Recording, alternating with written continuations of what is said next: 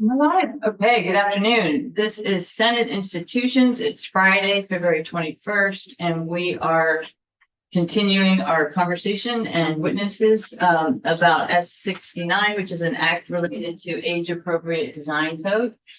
And we have a great set of witnesses for today. We have 6. So we're going to, actually, before we get started, I just want to say a couple of things.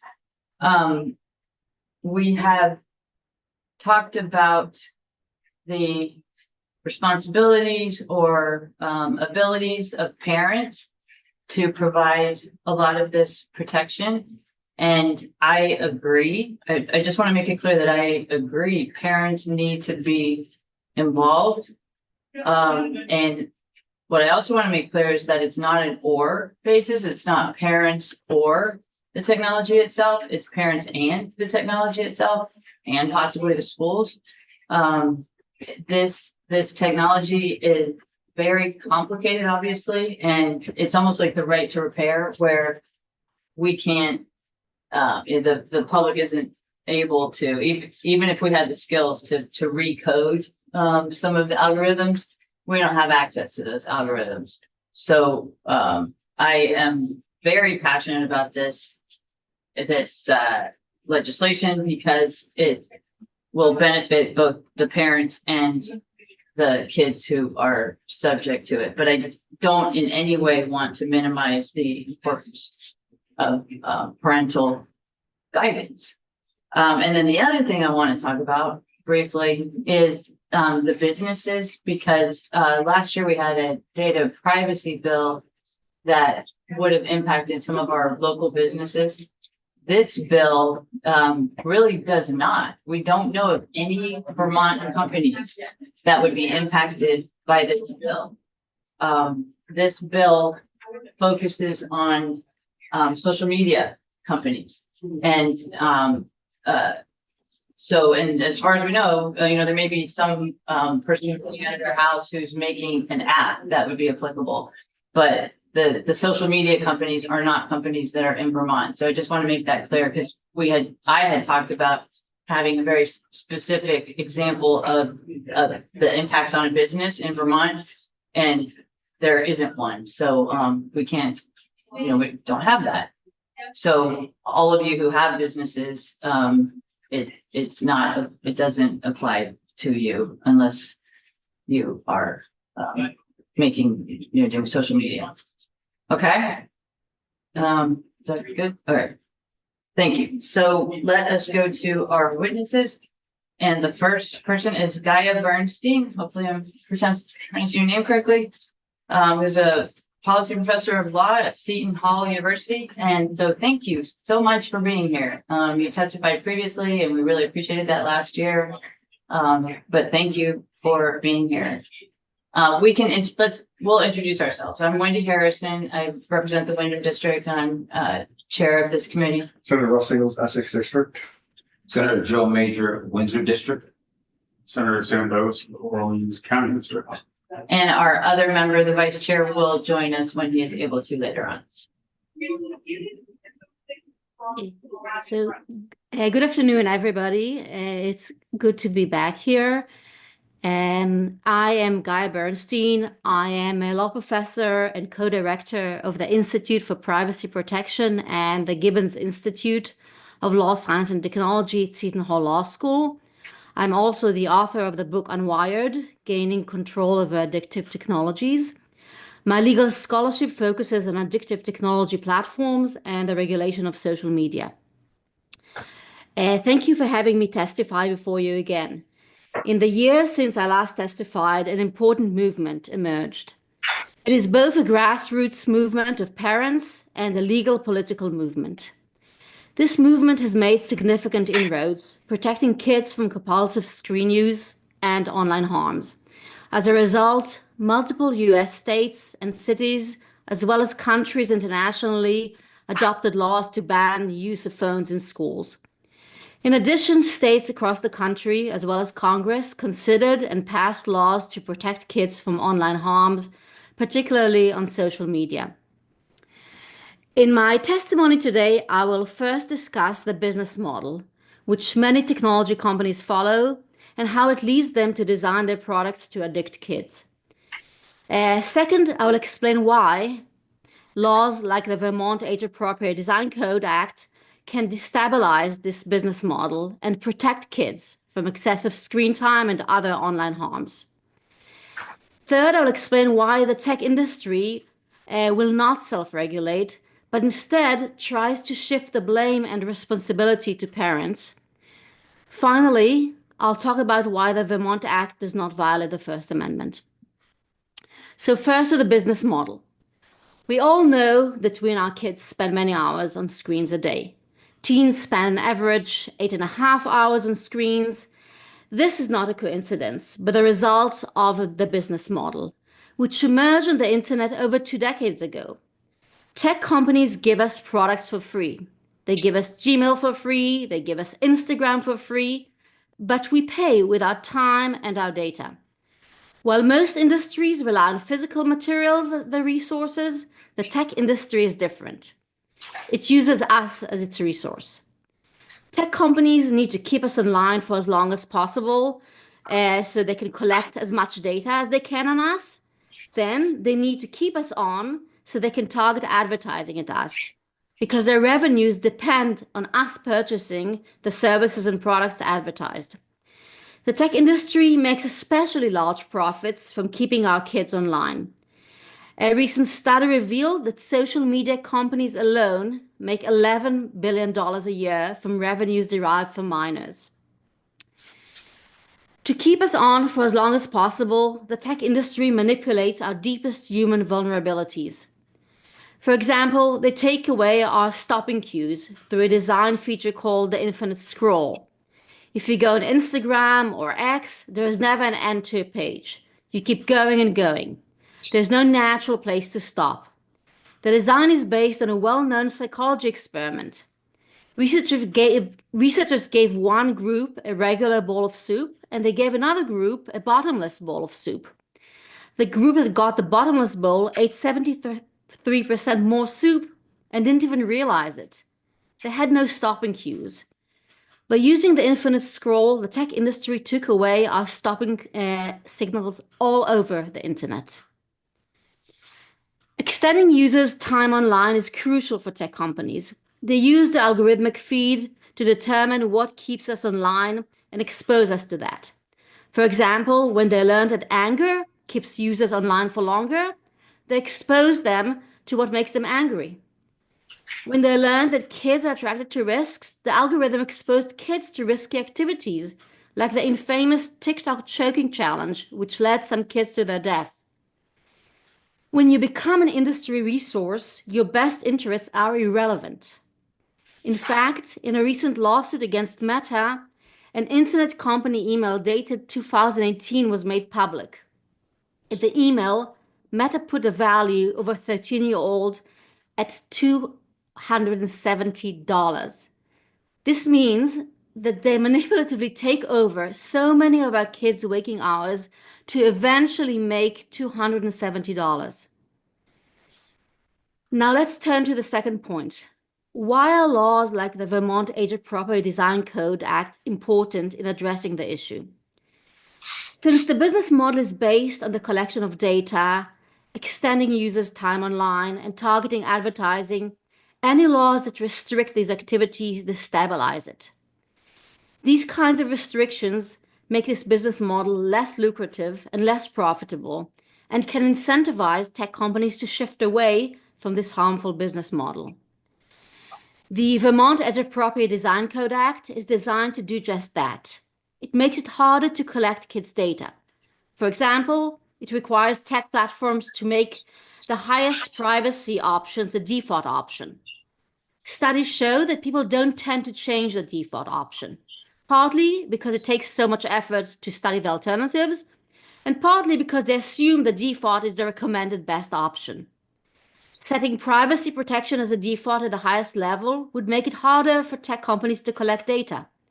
As a result, advertising online for kids would be less targeted and less profitable. The Vermont Age-Appropriate Design Code Act also imposes a duty of care on tech platforms to prevent compulsive use. It even specifically prohibits sending notifications at night. A study found that an average teen gets 237 notifications in 24 hours. If tech companies cannot manipulatively keep kids online through sending constant notifications or other addictive design methods, then they can collect less data on them. Once again, that would make the advertising less targeted and profitable. Further, if kids are online for a shorter period, they will see fewer ads and are less likely to turn to the products or services advertised. This again makes the business model less profitable. To conclude this second point, the Vermont Age-Appropriate Design Code has many mechanisms that each pokes another hole in the tech industry's business model. Research shows that this business model is associated with many harms to kids, including deteriorating mental health, delays in cognitive development, attention difficulties, lack of sleep, and obesity.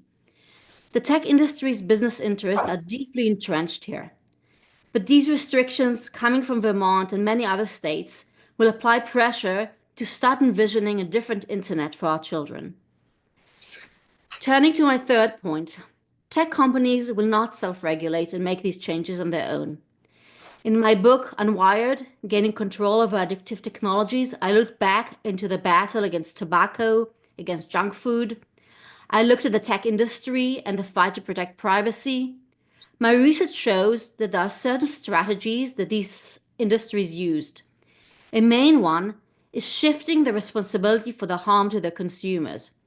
For example, when smokers sued the tobacco industry, cigarette companies argued that the smokers chose to smoke and therefore they were responsible for their health problems.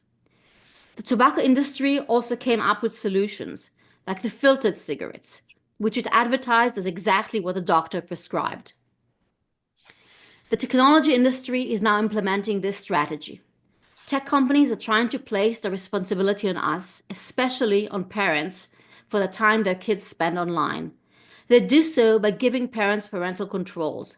The idea is that if parents have the tools and their kids still spend so much time online, then the parents are to blame. Still, tech companies go even further.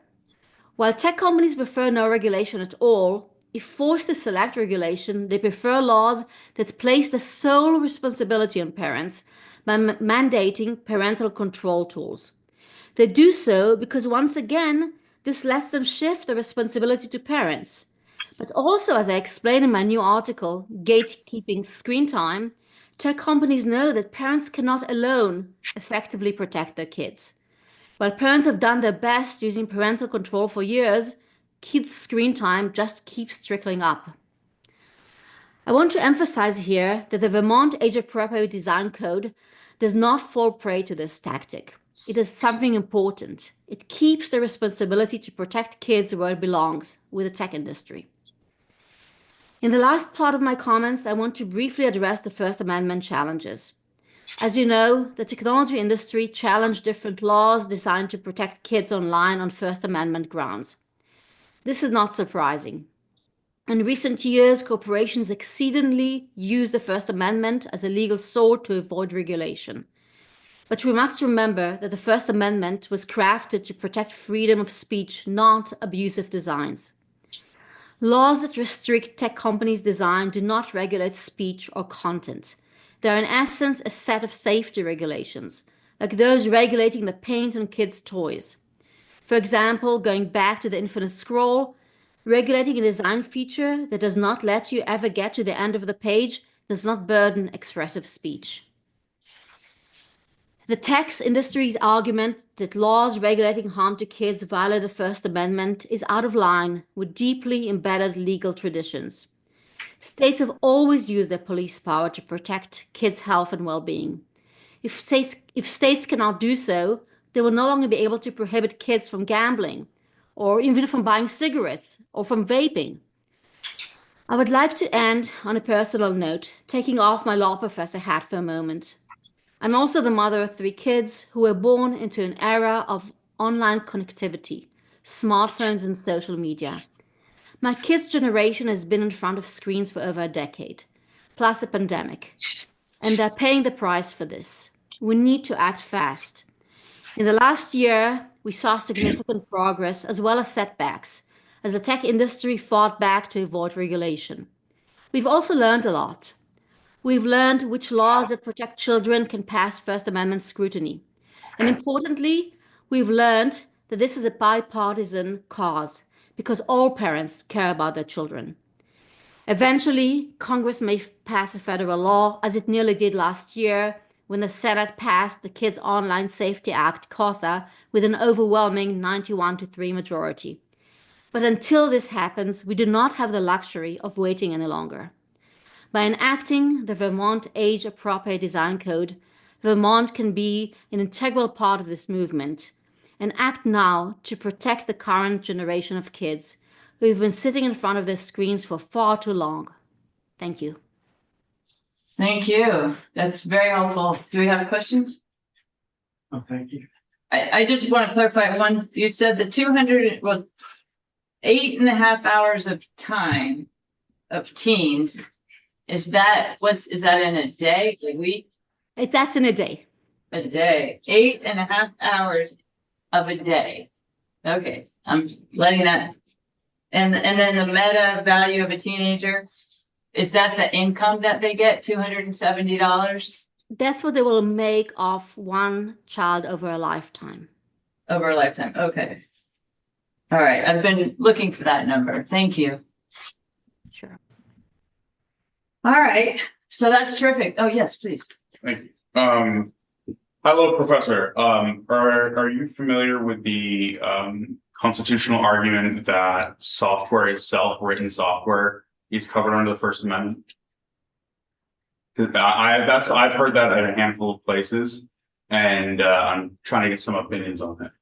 There was one case called Bernstein, like me, that said that software, that coding is covered. Every other precedent did not agree with that, and we have many, many precedents to the contrary.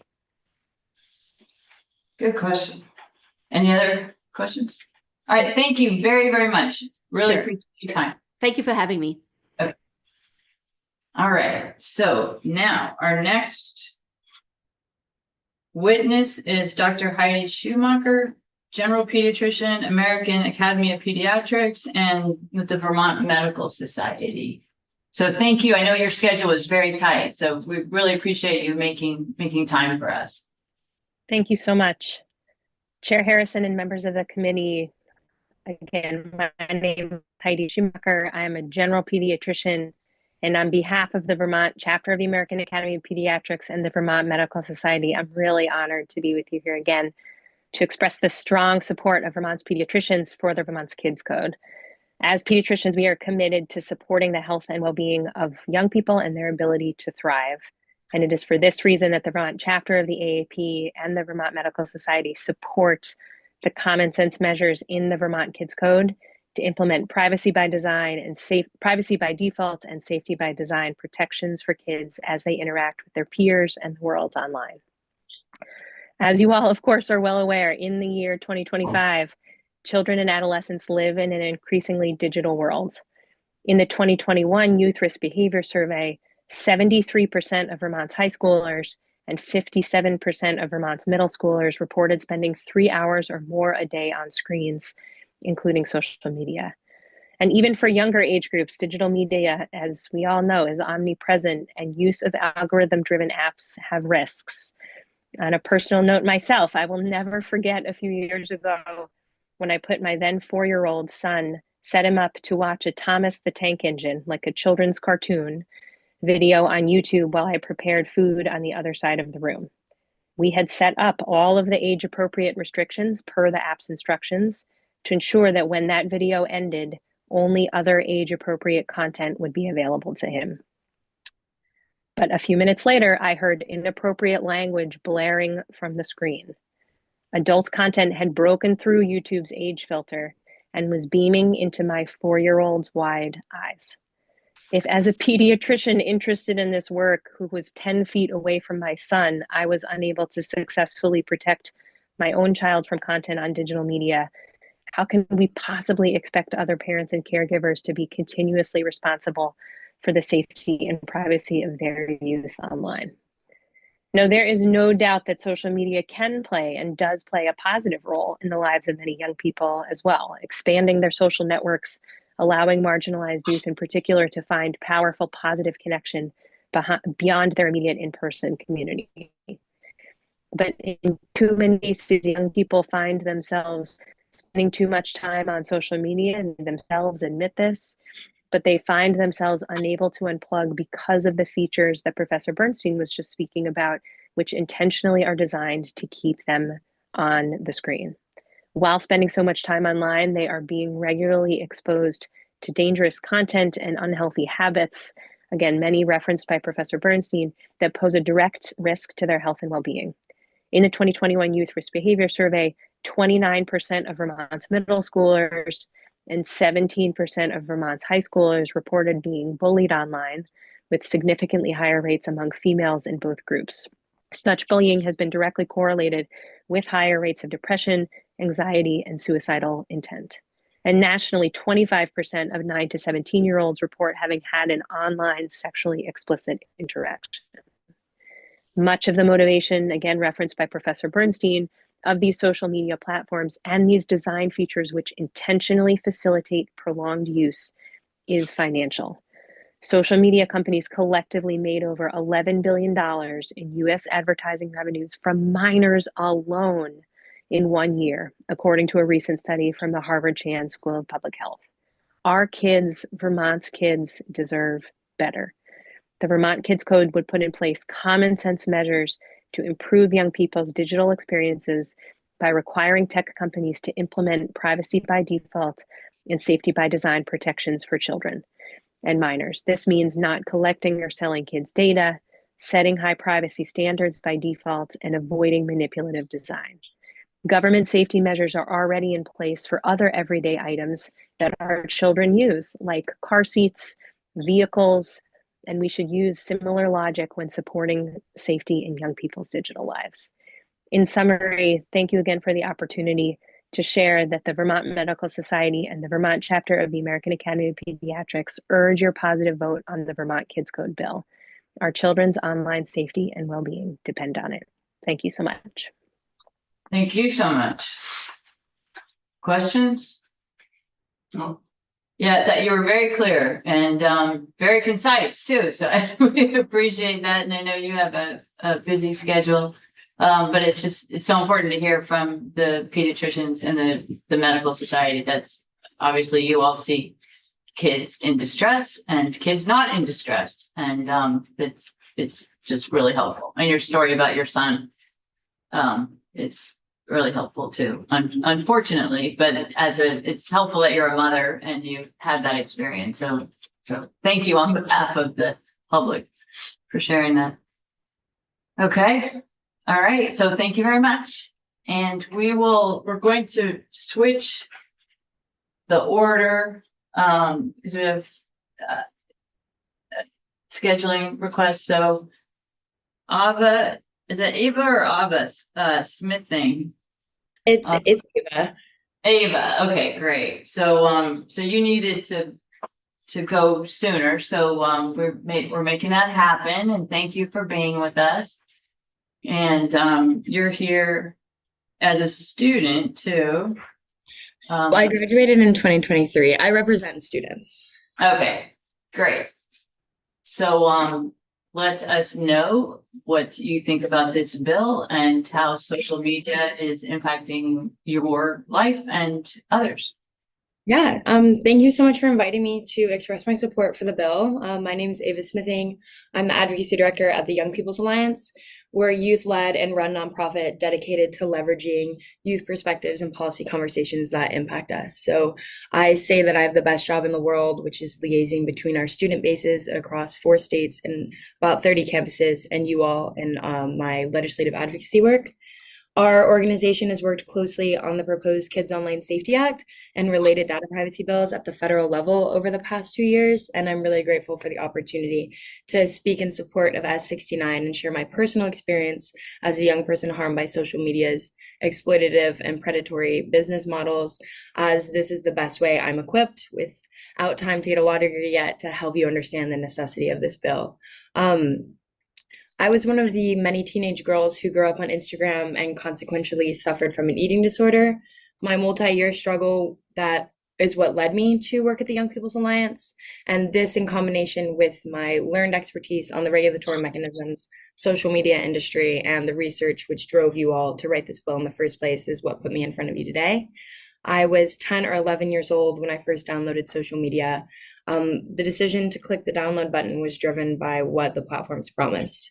I wanted to connect and joke with my friends. However, not long after I first got on social media, around 2012, Instagram was acquired by Meta, and they began employing the strategies that they used on Facebook to maximize engagement. The app began using algorithms that delivered content based on what would keep you using their platforms the longest, as opposed to Instagram's previous model of only showing posts in a reverse chronological order. For example, most recent post first. Instagram began curating my feed to maximize how long I stayed on the app. It also included a change in what type of content appeared. I no longer just received content from people that I followed, but I began receiving content from accounts I did not follow, brands I had never engaged with, and from people I didn't know. After this, my experience online became one of relentless exposure to content that deepened my insecurities. So it's been talked about before, the reason that Meta, or at the time Facebook, made these changes follows their business model. They make money by selling advertisements to companies, and they promise companies that the psychological profiles they designed are so accurate that they can ensure they are recommending people products and services that a user will likely use or buy. And so they charge advertisers to promote their products or services by click. So for every click they get on an ad, Facebook gets paid. And I like to think about it like this. Facebook isn't a billboard owner that charges you a monthly fee for advertising, but it's more like a salesperson who's paid on commission. And just like salespeople, this means that Facebook, in order to make more money, has to do one of two things. Number one, increase the price of ads, and number two, increase the amount of clicks that those ads get, which they do by increasing the amount of ads a user sees and increasing the accuracy of a user's psychological profile. So given this, after Facebook bought Instagram, between photos of my family and friends that I was following, I started seeing advertisements for bikinis.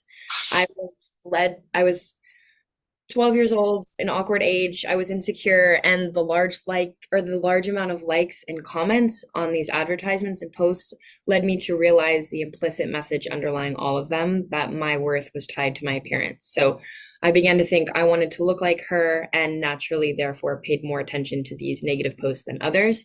This is how a negativity bias works.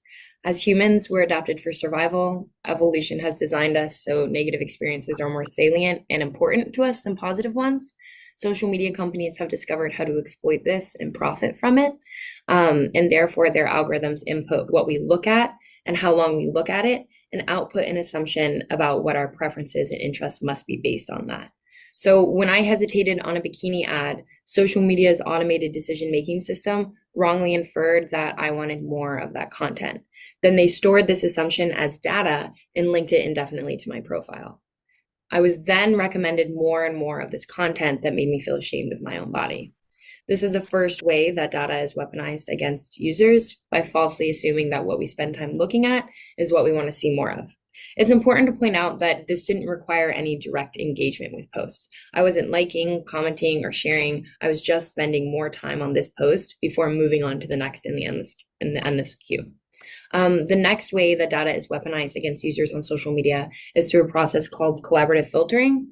Collaborative filtering predicts what content you'll engage with by analyzing patterns in data sets from millions of users with similar behaviors. So a great example of this, if a group of users who interacts with and follows the Boston Celtics also tends to interact with the Boston Red Sox, the algorithm might show a Boston Red Sox fan content about the Celtics.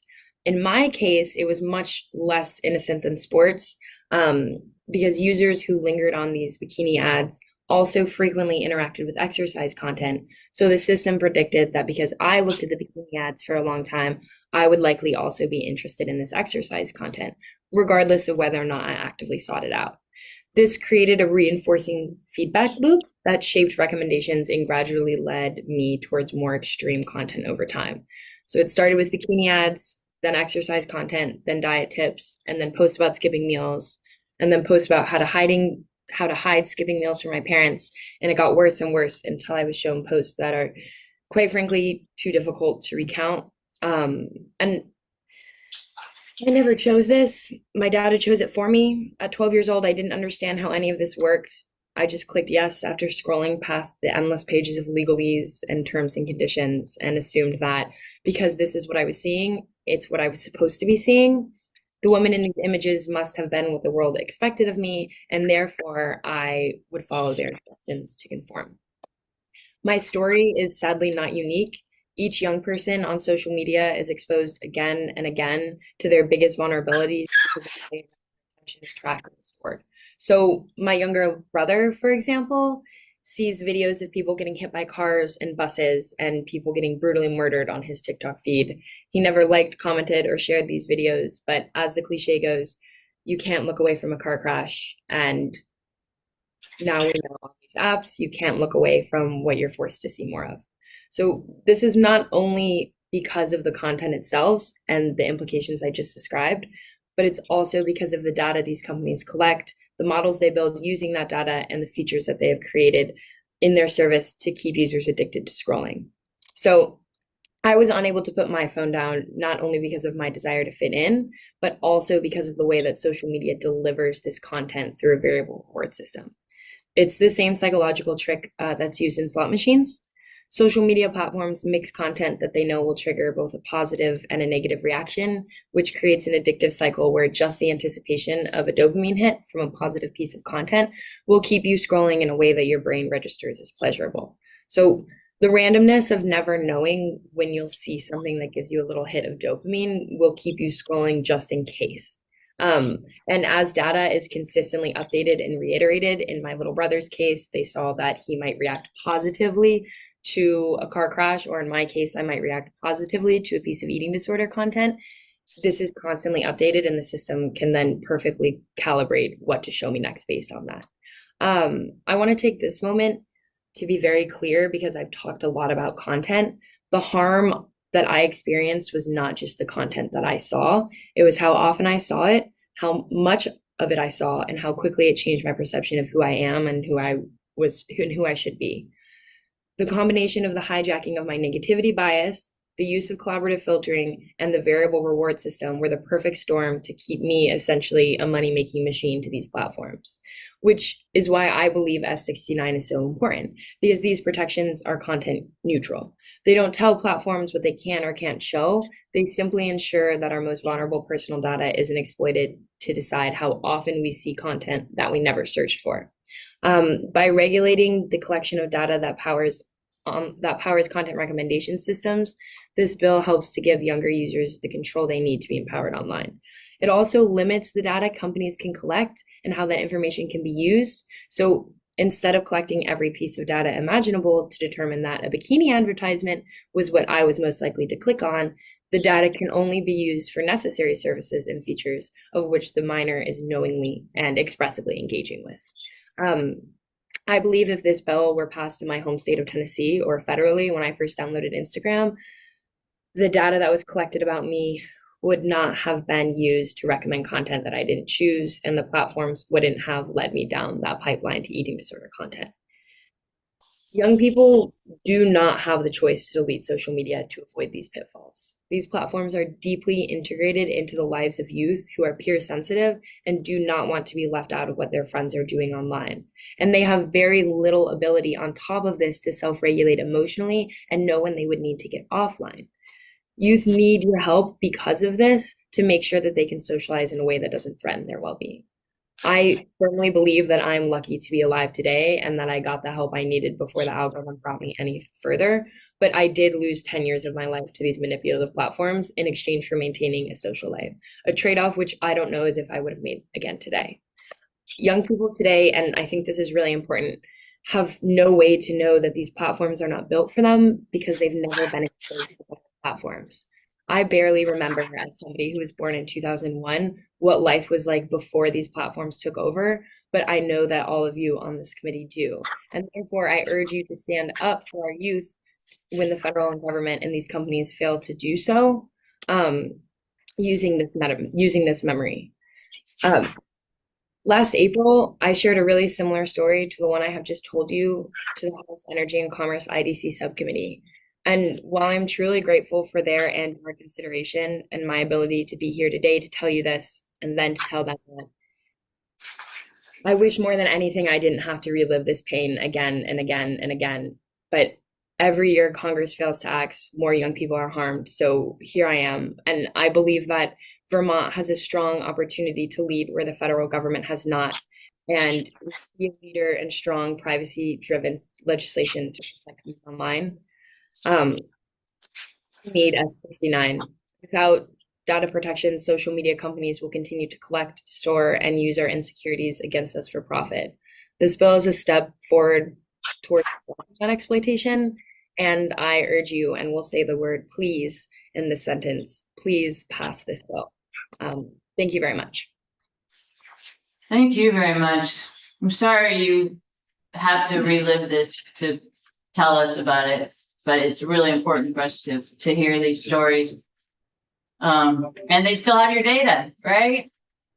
They do still have my data. In my advocacy work at the federal level, so I've been off Instagram for 2 years, and in my advocacy work at the federal level, I re-downloaded Instagram to run an experiment with federal staffers where I showed them that even though the only identifier they had on me was my phone number, they still, right out of the gate on this new account, started recommending me with fitness posts and recommended that I followed Kendall Jenner, who's the top model. Oh my gosh. Okay, well, thank you so much. Does anyone have any questions or? Okay, Thank you. thank you very much for sharing, and hopefully we'll get it over the finish line. Because that is our responsibility as adults, is to keep you safe. Thank you. Okay, thanks. Take care. Okay, so next, I believe, is it Megan Stokes? Yeah, we're going back to the regular order. Okay, so Megan, is Megan there? Yep. Yes, great. There you are. I think you're still muted. And I have you down, State Policy Director, Computer and Communications Industry Association. And thank you very much for being here. Thank you. Can you hear me all right? You're kind of going in and out. Oh, that's because I've got too many things going on. Can you hear me all right now? You sound good now. Yes. Okay, great. Wonderful. Thank you for the opportunity to speak today. I'm Megan Stokes. I serve as the State Policy Director for the Computer and Communication Industries Association. Please don't judge the fact that I struggle with Zoom because I feel like I should be used to it by now. We are an international not-for-profit tech trade association whose member companies would be impacted by this proposal. And I'm joined today by our Vice President of Information Policy, Ali Sternberg. There she is. We have a couple concerns around Senate Bill 69. The bill has many vaguely defined obligations for businesses, which might leave them unable to know whether they are violating the law. The chair mentioned earlier at the beginning of this meeting that the bill only covers social media companies, but the scope of covered businesses who would be bound by the minimum duty of care is much broader. For instance, the law defines covered businesses as businesses whose online products, services, or features are reasonably likely to be accessed by a minor. Moreover, any business that knew or should have known that at least 2% of the audience of the online service, product, or feature would include minors from 2 through 17 years of age, they are subject to this law. There's no definitive criteria for determining whether a business should have known. So such percentages and the definitions are broad enough to encompass nearly every business with a public-facing website. The minimum duty of care standard is also vague and can be problematic, requiring actions against ill-defined categories of harm, such as reasonably foreseeable emotional distress and compulsive use, fails to provide online services with the legal clarity that they need to comply. It incentivizes overbroad filtering or restrictions on content and features, limiting important access to information, the ability to build community, and freedom of expression. Regarding features, there can be unintended consequences to something as simple as disabling notifications, and that may stop a user from receiving fraud alerts or delivery notifications, things they want. The term covered minor and known adult extend not only to consumers a business knows to be minors or adults, but also to those labeled as a minor pursuant to age assurance methods and rules that would be adopted by the Attorney General. There's no current guidance as to what assurance methods the Attorney General might use. CCIA does recommend using a narrow and more objective criteria to define what businesses are covered and basing businesses' obligations on their actual knowledge of user ages rather than what they should have known. Due to the nuanced ways in which children under the age of 18 use the internet, we do feel that it's imperative to appropriately tailor such treatments to respective age groups. For example, if a 16-year-old is conducting research for a school project, it's expected that they'll come across, learn from, and discern from a wider array of materials than a 7-year-old who's on the internet playing video games. We would suggest changing the definition of minor to a user under the age of 13 to align with the Federal Children's Online Privacy Protection Act standard. The lack of narrowly tailored definitions could incentivize businesses to simply prohibit minors from using digital services rather than face potential legal action and hefty fines for noncompliance. The First Amendment, including the right to access information, is applicable to teens. Moreover, requiring businesses to deny access to social networking sites or other online resources may also unintentionally restrict a child's ability to access and connect with like-minded individuals and communities. To ensure compliance, businesses would need to determine the age of all users to ensure that they can adhere to the regulations regarding minors. This would in turn require using invasive age verification methods that force businesses to collect sensitive personal identifying information about their users. Although the bill does not directly require age verification, the definitions in the policy itself are currently vague enough that sites would have no choice but to implement some form of age verification technology to ensure compliance. There's no perfect method of age determination, and the more data a method collects, the greater risk it poses to consumer privacy and small business sustainability. Smaller companies may not be able to sustain their business if forced to implement costly age verification or assurance methods. And highly accurate age assurance methods might depend on collection of new personal data such as facial imagery or government-issued identification. Additionally, age verification or determination software does not process all populations with equal accuracy.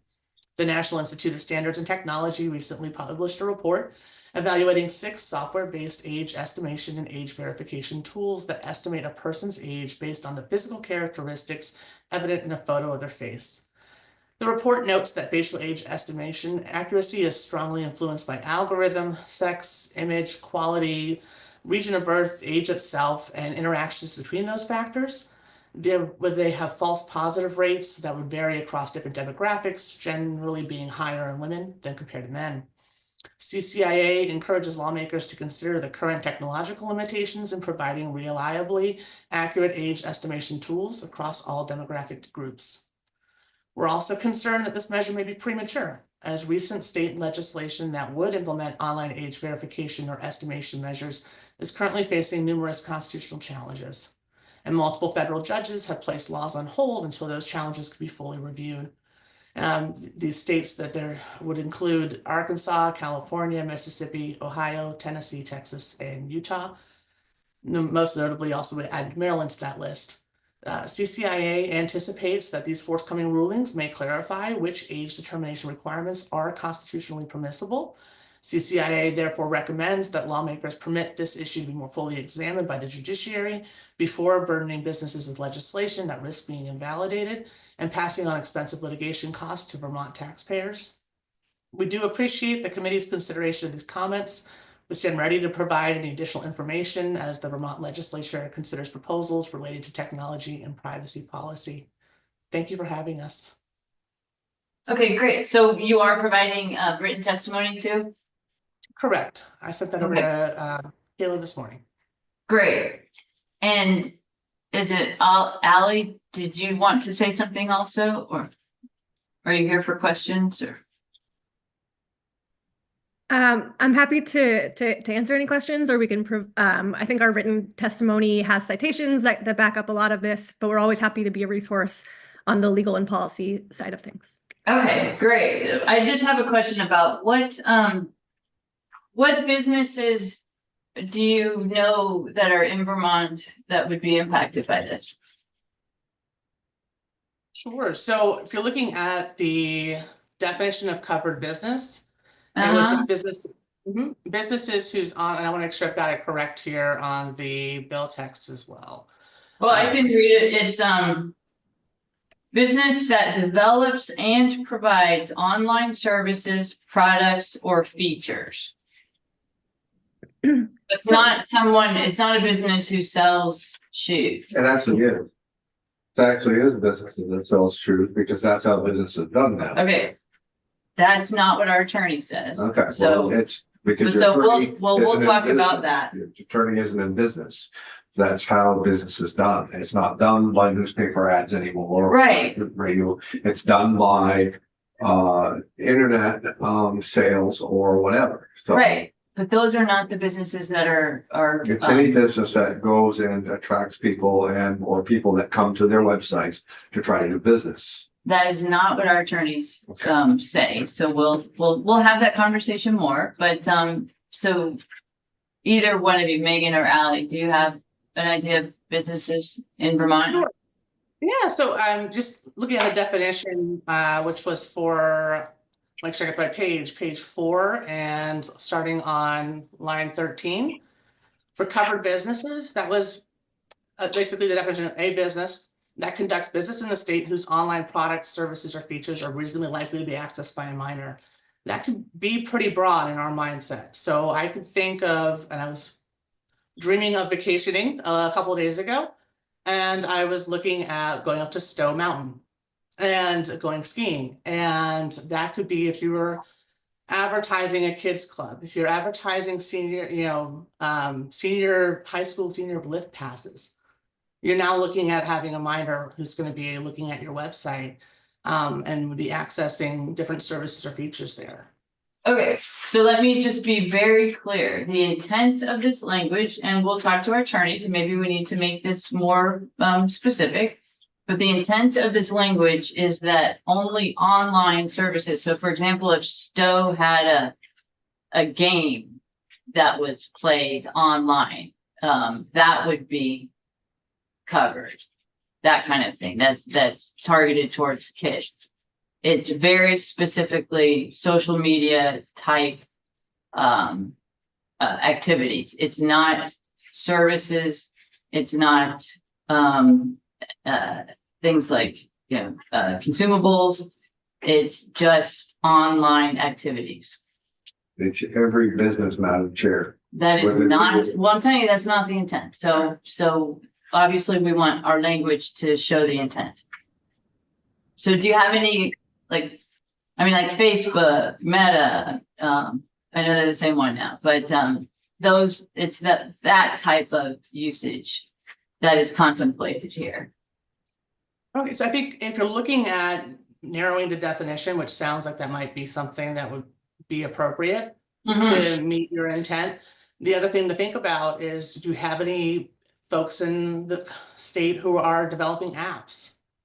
Exactly. Right. That's going to also impact those folks as well. Right, and those are the only ones that we think could be here in Vermont, or folks who are developing apps. And the intent is to have folks who are developing apps not include harmful features in those apps. So that it sounds like the definition will probably be tweaked a bit then. Yeah, and if you have other, you may have that in your testimony. And then the actual knowledge of age, do you have suggestions on that? So that's why we're really interested in possibly waiting to see what's going to happen and come out of the judiciary, to see what would be considered acceptable forms for looking at and verifying age and allowing that to be done appropriately and legally. Okay. Without collecting as much information. So it's part of that mindset of this is a little premature, but we are seeing some of our members are starting to look at using algorithms, machine learning to help to verify age, but it does not sound that those services are completely ready to go at this moment. Right. Well, you're probably familiar with the way Airbnb does it. Sometimes when you're at the place that you're renting and you need to show them your face because they already have your face. That's one way to do it. Obviously, we would want that data to be deleted once it was used, which is part of this structure.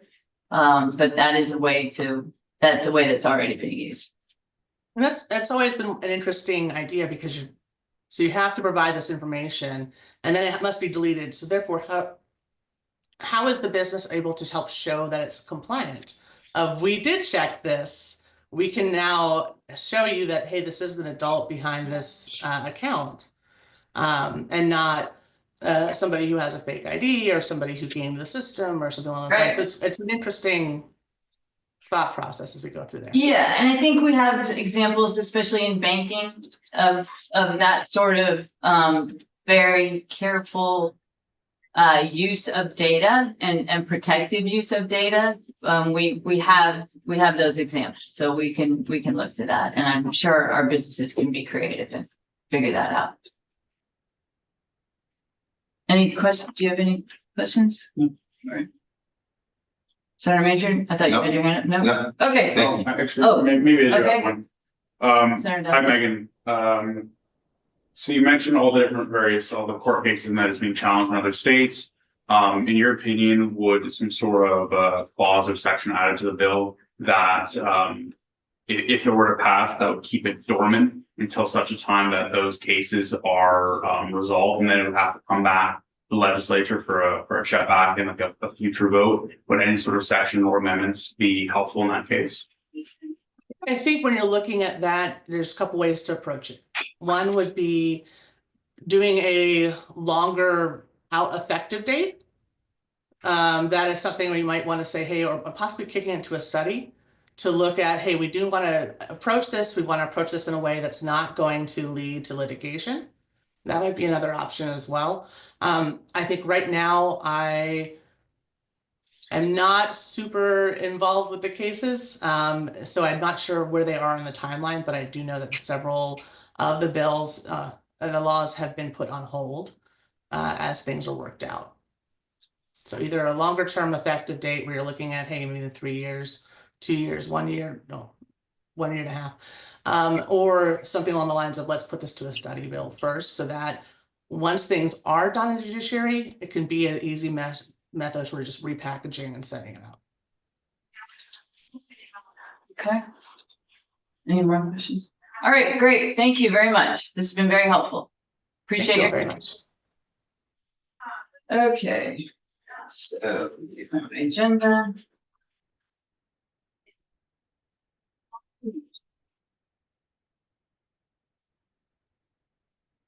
I did. Good. Okay, now is Amy, I'm sorry, is it Boss or Bose? It's Boss.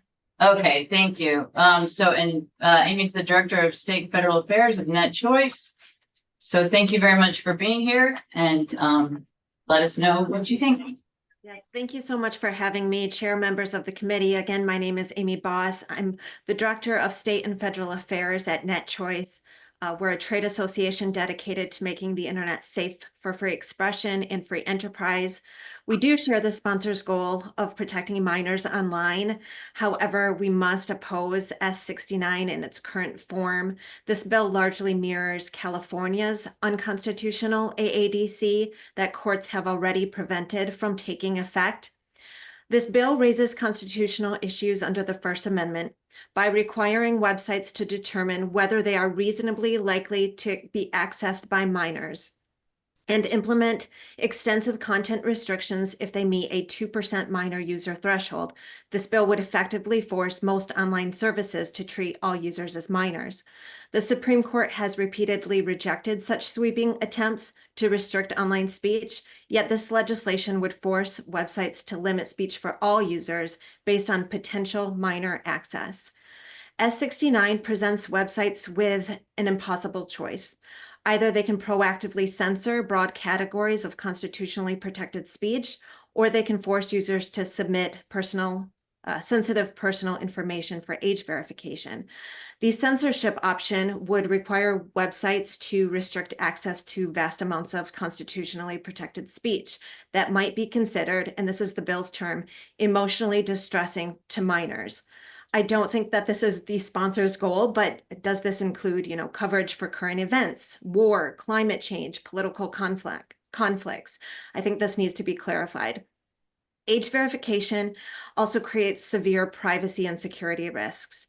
To comply with the law, websites would likely need to collect information from both adults and minors.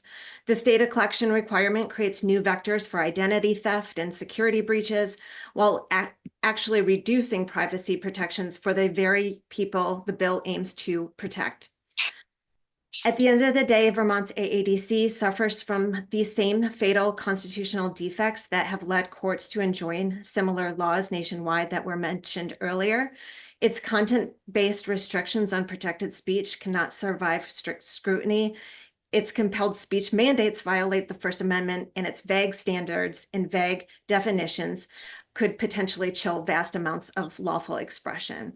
Instead of pursuing unconstitutional restrictions, we've been working with lawmakers around the country, urging them to strengthen privacy laws, digital literacy education in schools, updating child abuse laws to address AI-generated content, and providing law enforcement with resources to investigate the 99% of child abuse reports that currently go uninvestigated. At the end of the day, an unconstitutional law that gets struck down will protect no one, particularly children. We do stand ready to work with lawmakers on constitutional solutions that will actually protect kids while preserving free speech and privacy. Thank you for the consideration of my comments, and I welcome your questions. Okay, thank you. I'll start. Just what's the 99% of child abuse that goes, what was the term? Yeah, so our member companies are mandated reporters. They report child sexual abuse material to NCMEC, the National Center for Exploited Children. This is a stat that often gets overlooked. A large percentage of these reports go uninvestigated. Less than 1% are investigated and lead to prosecution.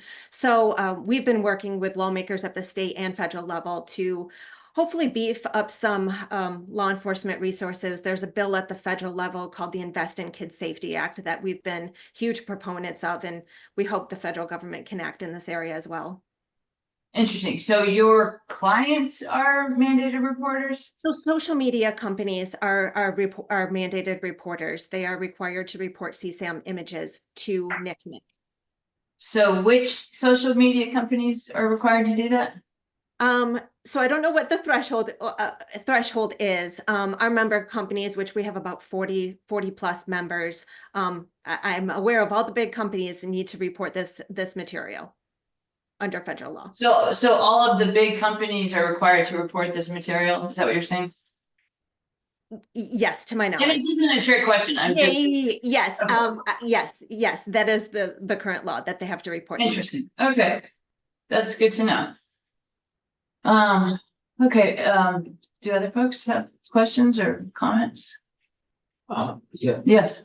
Some of your clients, can you give an example of some of the clients that you? Yeah, so I should say we're a principles-based first organization. So this, I don't mean to trick people in any sort of way. Our members don't serve on our board. They may have very different views on this legislation than what we have. So all of our members are listed right on the first page if you go to our website at netchoice.org.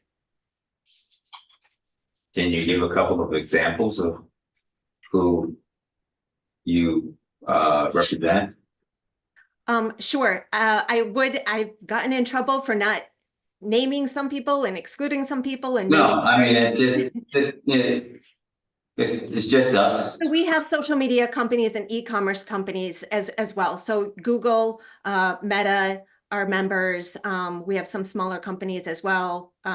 Again, all of them are listed on our website. Thank you. Yeah, so I mean, Amazon, Airbnb, Netflix,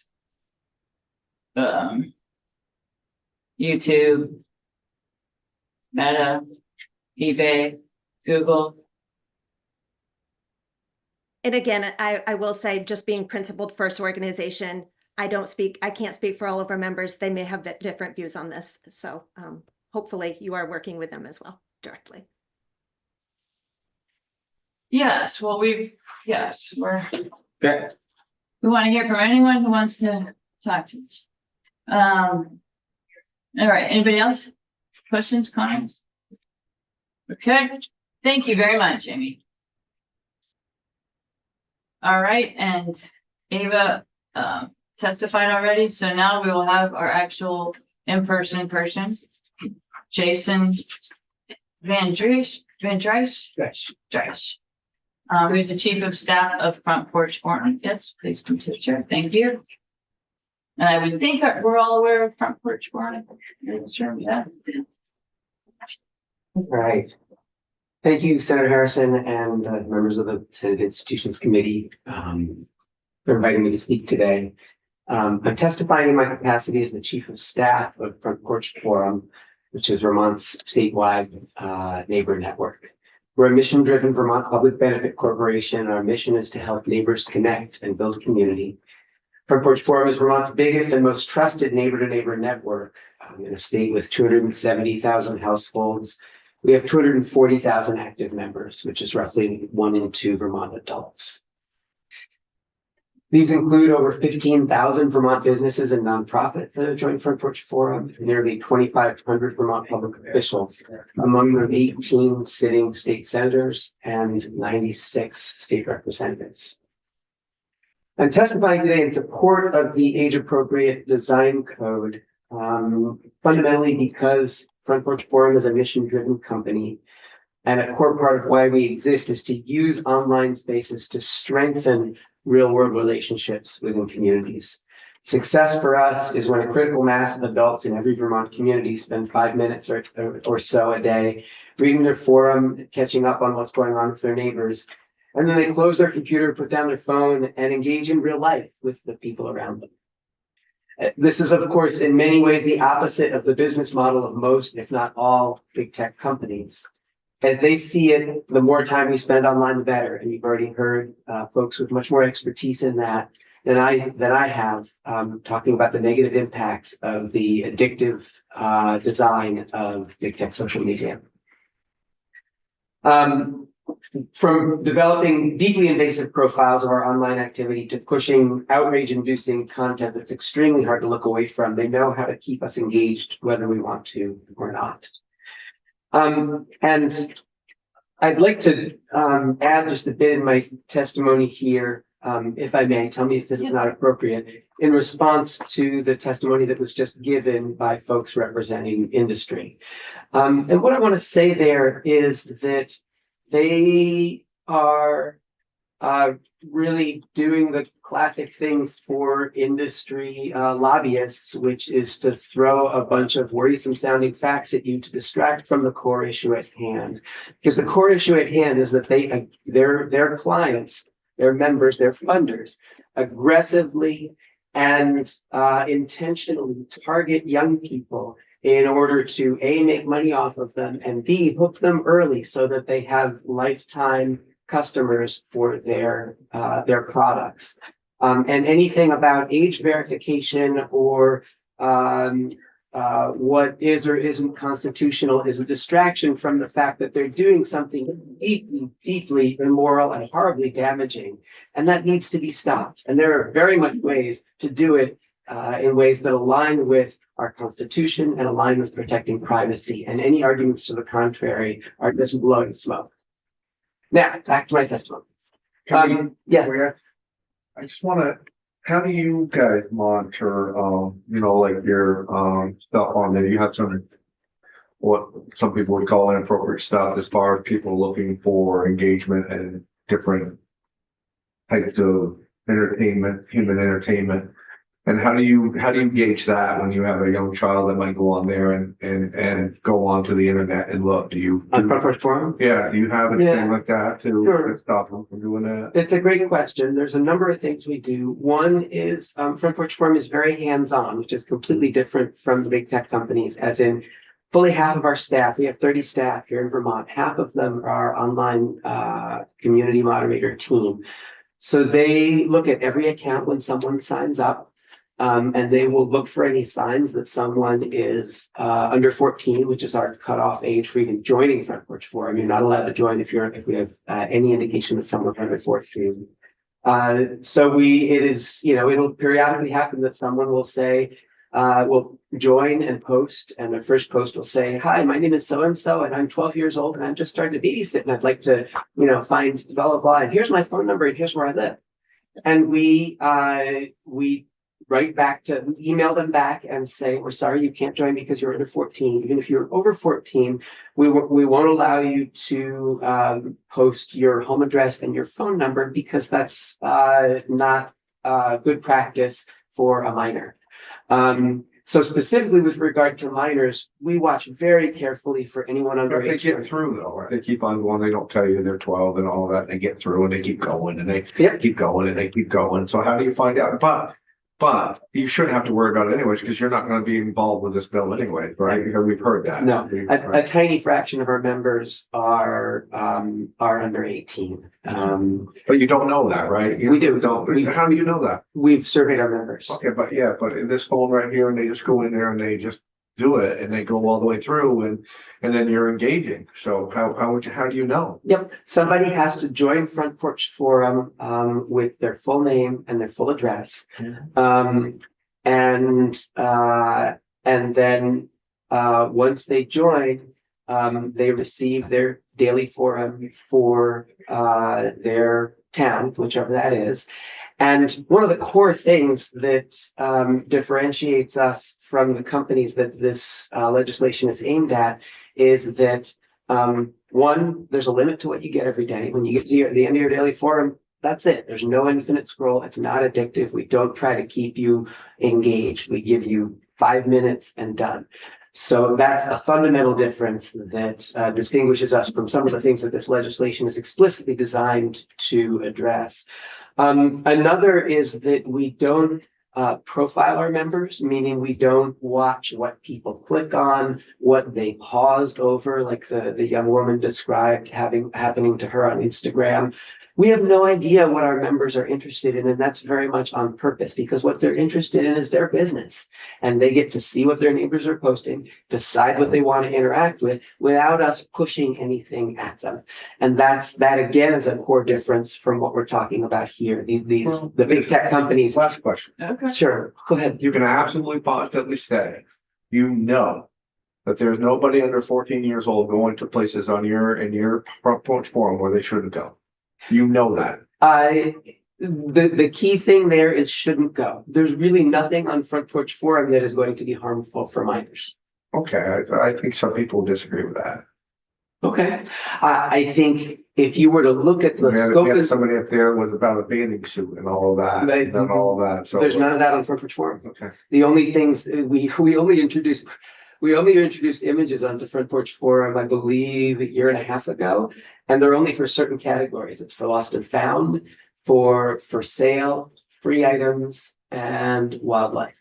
So You got a dating thing on there though. no dating thing. Okay, you Nothing do though. whatsoever. I've seen it on your Front Porch Forum. There's a dating thing on there where you can go and you can see it. No, there is no dating category or functionality on Front Porch Forum whatsoever. Okay. So, if somebody posted a picture of themselves in a bathing suit and posted it to the wildlife category where images are allowed, we wouldn't publish that posting. We work really hard to keep the content on Front Porch Forum useful and neighbor friendly. So the fundamentals of what is available on Front Porch Forum is exactly the opposite of what this legislation is designed to prevent these companies from shoving at kids. Thank you for the questions. And there's not more questions. Yeah, go ahead. Yeah, so it's, I don't know if it's really more as much a question, more of a comment. Please. You said you survey your members, of which I am one. Yep. Though I haven't answered your surveys. Okay, Sorry. that's fine. About I think 7% of our members answered the last survey, which is a very high rate for a survey response. But Yeah, yeah, go ahead. so for anybody under the age of 30, it is extremely common knowledge that if somebody asks for your age in the internet, you don't give your accurate age. Like that is just the common knowledge of young people when they're using the internet. You Yes. just never do it. It's ingrained in usage of the internet. You're absolutely right, and that's why age verification is a total red herring. Currently, any platform that's subject to age restrictions asks you, "Are you over 13?" And they completely know that there are many, many, many kids under 13 who say yes because they want to get on, and they are like, la, la, la, la, la, don't know that's happening. And that's, yeah, and I agree with you. That's why age service methods are a hope, they're a hope at best. Yeah. And I will say that, so you can't be using common knowledge and knowing common sense, knowing what your platform is about. Yeah. I agree with common sense that you probably don't have many kids on there at all. Yeah. Just knowing what your platform is No, about. it's But boring you for can't those kids. say exactly. That's what I'm saying. But with self-reporting, you can't say that you have with any definitive sense that you don't have that many kids, because of self-reporting. The kids are just going to lie on the survey. You are right. So we have survey data that gives us one perspective on who's using Front Porch Forum, but the more core issue is, what is it designed for and what is it not designed for? What it's not designed for is addiction and surveillance. And honestly, I'm delighted that this legislation is being advanced as the Age Appropriate Design Code. I think many principles in this Age Appropriate Design Code are actually just general common sense principles for how online platforms should be designed generally. Do any of us need an infinite feed? Do we really need algorithms that do what the young woman who talked about Instagram do? There would be ways to design a much more useful and user-friendly internet that are embodied in this legislation, and that frankly would provide a better online experience for everybody, because it would tilt the playing field away from the surveillance-based business model of these companies and towards the internet being a useful tool for the things that we want to get done every day. So I encourage you to pass this legislation, and then I encourage you to go right from there to what are the principles of this legislation that really should just be the bottom line for the internet in general. Not all of it, obviously, because kids are a special case, but substantial portions of it are very much relevant and useful for a better internet for everybody. So you have another question? Yeah, and so I presume Front Porch Forum gets its revenue from ads, I presume. Yeah, the majority of our revenue is from ad sales to local businesses, nonprofits, and local government agencies. And then we have two other major sources of revenue. One, we offer paid access typically to government agencies like solid waste districts, where they want to be able to post to their whole service area as opposed to just the forum where their office is. So for instance, Chittenden Solid Waste District, in order to be able to post not just to Williston where CSWD is located, rather to the whole of Chittenden County, pays us a certain amount per month for that privilege. We actually offer that same privilege to legislators, representatives and senators, but we do it, we comp that service for legislators and senators because of your public service. So that's the one case in which we comp that wider access as opposed to charging for it, because of the importance of the work you do and the fact that you don't particularly have budgets to pay for much of anything. And then the last piece of our budget is we twice a year pass the hat and invite people to make a contribution if they appreciate what Front Porch Forum has to offer. And we make it clear we're not a nonprofit, and that whether or not people contribute has zero bearing on our ability to use it. And see, that's great. So you're an example of enlightened capitalism, where you as a business, you make money, but you're also serving the best interests of your consumers. Yes. Great business model. But if somebody that uses your program, they want to post their bikini pictures on Front Porch Forum and they're angry at you for censoring. Are they welcome to just switch to Facebook, or are they allowed? Yeah, they can go post bikini pictures till the cows come home on Facebook. More power to them. Like I said, back to our mission is to help neighbors connect and build community, and everything we do is built around that. So all of our terms of use, which are available on our website, they basically say what we've figured out over time is forms of engagement with our platform that help neighbors connect and build community. And there's plenty of things that people want to do online that quite honestly drive neighbors apart. And there are other places that are better places to do that. If somebody wants to go and post on Twitter about how their neighbor is a complete jerk, I'm sure Twitter is happy to accept their post. We're not, because we don't let people personally attack others on Front Porch Forum. Right. And so you can switch platforms if you don't like how that platform set up. Exactly. That's the beauty of a free market, where there's multiple options for people to choose from and choose the one that works best for what they're doing. Awesome. Thank you. So please proceed. Thank you. And thank you. I appreciate the questions. It's really helpful to be able to tune what I have to offer to what's of interest. I ask a lot of questions, I'm more asshole. Great. No, it's Please. good. It's good. And actually, one thing I want to say is it's not just young people that do at different ages, not just because of ages, but I've always modified my profile just because I knew I was getting, they're connecting the dots. So I Yeah. just figured I'll change Yep. something up, even just have it be a different Throw 'em on month the or set. something. Yeah, exactly. In that vein, I know there's a couple other pieces of legislation that are working their way through the legislature right now. They're closely related to this comprehensive data privacy and regulation of data brokers. I assume they will also come through this committee, and I won't dwell on them because that's not the subject of today, but they're really of a piece, and I encourage you to move them all forward together. And I'd love to take just a little bit of time to share a bit of a post from a gentleman who's a real expert on online privacy, Cory Doctorow. He recently posted on his blog a piece called "Ad Tech Targeting is an Existential Threat." And he said it way better than I could. And he wasn't talking specifically about kids, but he's very much talking about what you're targeting here and what I think ultimately needs to be reined in, not just for kids, but for everyone. And he said, the commercial surveillance industry is almost totally unregulated. Data brokers, ad tech, and everyone in between, they harvest, store, analyze, sell, and rent every intimate, sensitive, potentially compromising fact about your life. Late last year, I testified, meaning Cory testified, at a Consumer Finance Protection Bureau hearing about a proposed new rule to kill off data brokers, which are the linchpin of the industry. The other witnesses were fascinating and chilling. There was a lawyer from AARP who explained how data brokers would let you target ads to categories like seniors with dementia. There was someone from the Pentagon discussing how anyone could do an ad by targeting, quote, people enlisted in the armed forces who have gambling problems. Sure, I thought, and you don't even need those explicit categories. If you served an ad to, quote, people 25 to 40 with Ivy League / Big Ten law or political science degrees within 5 miles of Congress, you could serve an ad with a malicious virus in it to every congressional staffer. That's just the data brokers. The real action is in ad tech, in the clients of the folks who testified just before me, a sector dominated really by Meta and by Google. These companies claim that they're better than the unregulated data broker cowboys, and they say that they're responsible wielders of unregulated monopoly surveillance power, but really they are not.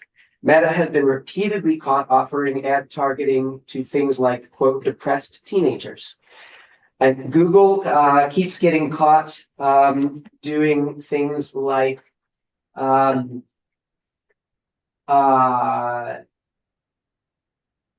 targeting people with chronic illnesses, people in financial distress, and national security decision makers. There was an article a few days ago in Wired that specifically laid out multiple examples of how Google allows really alarming forms of targeting. They don't offer these categories themselves, so they have a sort of degree of plausible deniability. What they do is they allow data brokers to assemble those based on the surveillance tools that they offer, and then offer them for sale via Google. So Google claims that this kind of targeting violates their policies and that they have really good technical measures to prevent it from happening. But when the reporters from Wired asked how the data broker was able to sell audiences, including people in menopause, people with chronic pain, people with hypertension, Google didn't reply. So really what we've got here is a hugely unregulated industry that is fueled by the surveillance and addiction machine of these big tech players. And what you are doing with this legislation is aimed at cutting out the heart of that machine. Everything that we do, all the things that we want to do on the internet do not depend on that surveillance and addiction machine. What depends on it is their current business model. So when these folks say that we can't do X, Y, and Z because it violates the Constitution or would be technically too difficult, it's actually not true. What really is the truth is that they don't want us to do it because it would destroy the business model of these companies that have sucked billions and billions and billions of dollars out of local economies through surveillance and addiction. There's a reason why thousands of newspapers have gone out of business. It's because of these guys. There's a reason why so many other important local things have gone out of business. It's because of these guys. And the way they fuel it is surveillance and addiction. And you have a chance here to put a stop to that, at least here in Vermont and at least for one set of users. Yes. Thank you very much. Any other questions? Does Front Forum have any plans, or are there any musings to have a kids version? Because you don't allow kids currently, no? No. That would be, it would be inconsistent with our business model. B, it would be inconsistent with our mission. And C, it would be kind of pointless because Front Porch Forum is aimed at helping people connect with their neighbors once they've settled, committed to a place where they live and want to, build those connections that make a community work. And kids are focused on other things, and that's entirely appropriate. Kids shouldn't be focused on that. They should be focused on being kids, and that's not our business. Running outside instead of being on the Exactly. Yeah. Great. Thank you. Thank you very much. Great. Thank you. All right. We have one more witness, who is Josh Golan, Executive Director of Fair Play and a resident of Newfane in my district. So, we heard from Josh last year, and you have a lot of good information. So thank you very much for being here, and we look forward to hearing from you. Thank you, Chair Harrison and the committee for holding this important hearing and inviting me to testify. My name is Josh Golan, and as the chair said, I'm a resident of Newfane and a parent of a 16-year-old girl. I am also executive director of Fair Play, a national nonprofit dedicated to protecting children online. Through regulatory filings and campaigns against large corporations, we have changed the marketing and data collection practices of some of the world's biggest companies, including stopping Meta from releasing a version of Instagram for little kids. We also advocate for policies that would create an internet that is safe for young people and not exploitative or addictive, which is why I'm here to state my strong support for the age-appropriate design code. I want to start just by addressing something that one of your prior witnesses said, Ms. Boss. Contrary to what she has said, this is not a bill about regulating content. She raised the red herring of, viewing current events could be considered emotional distress.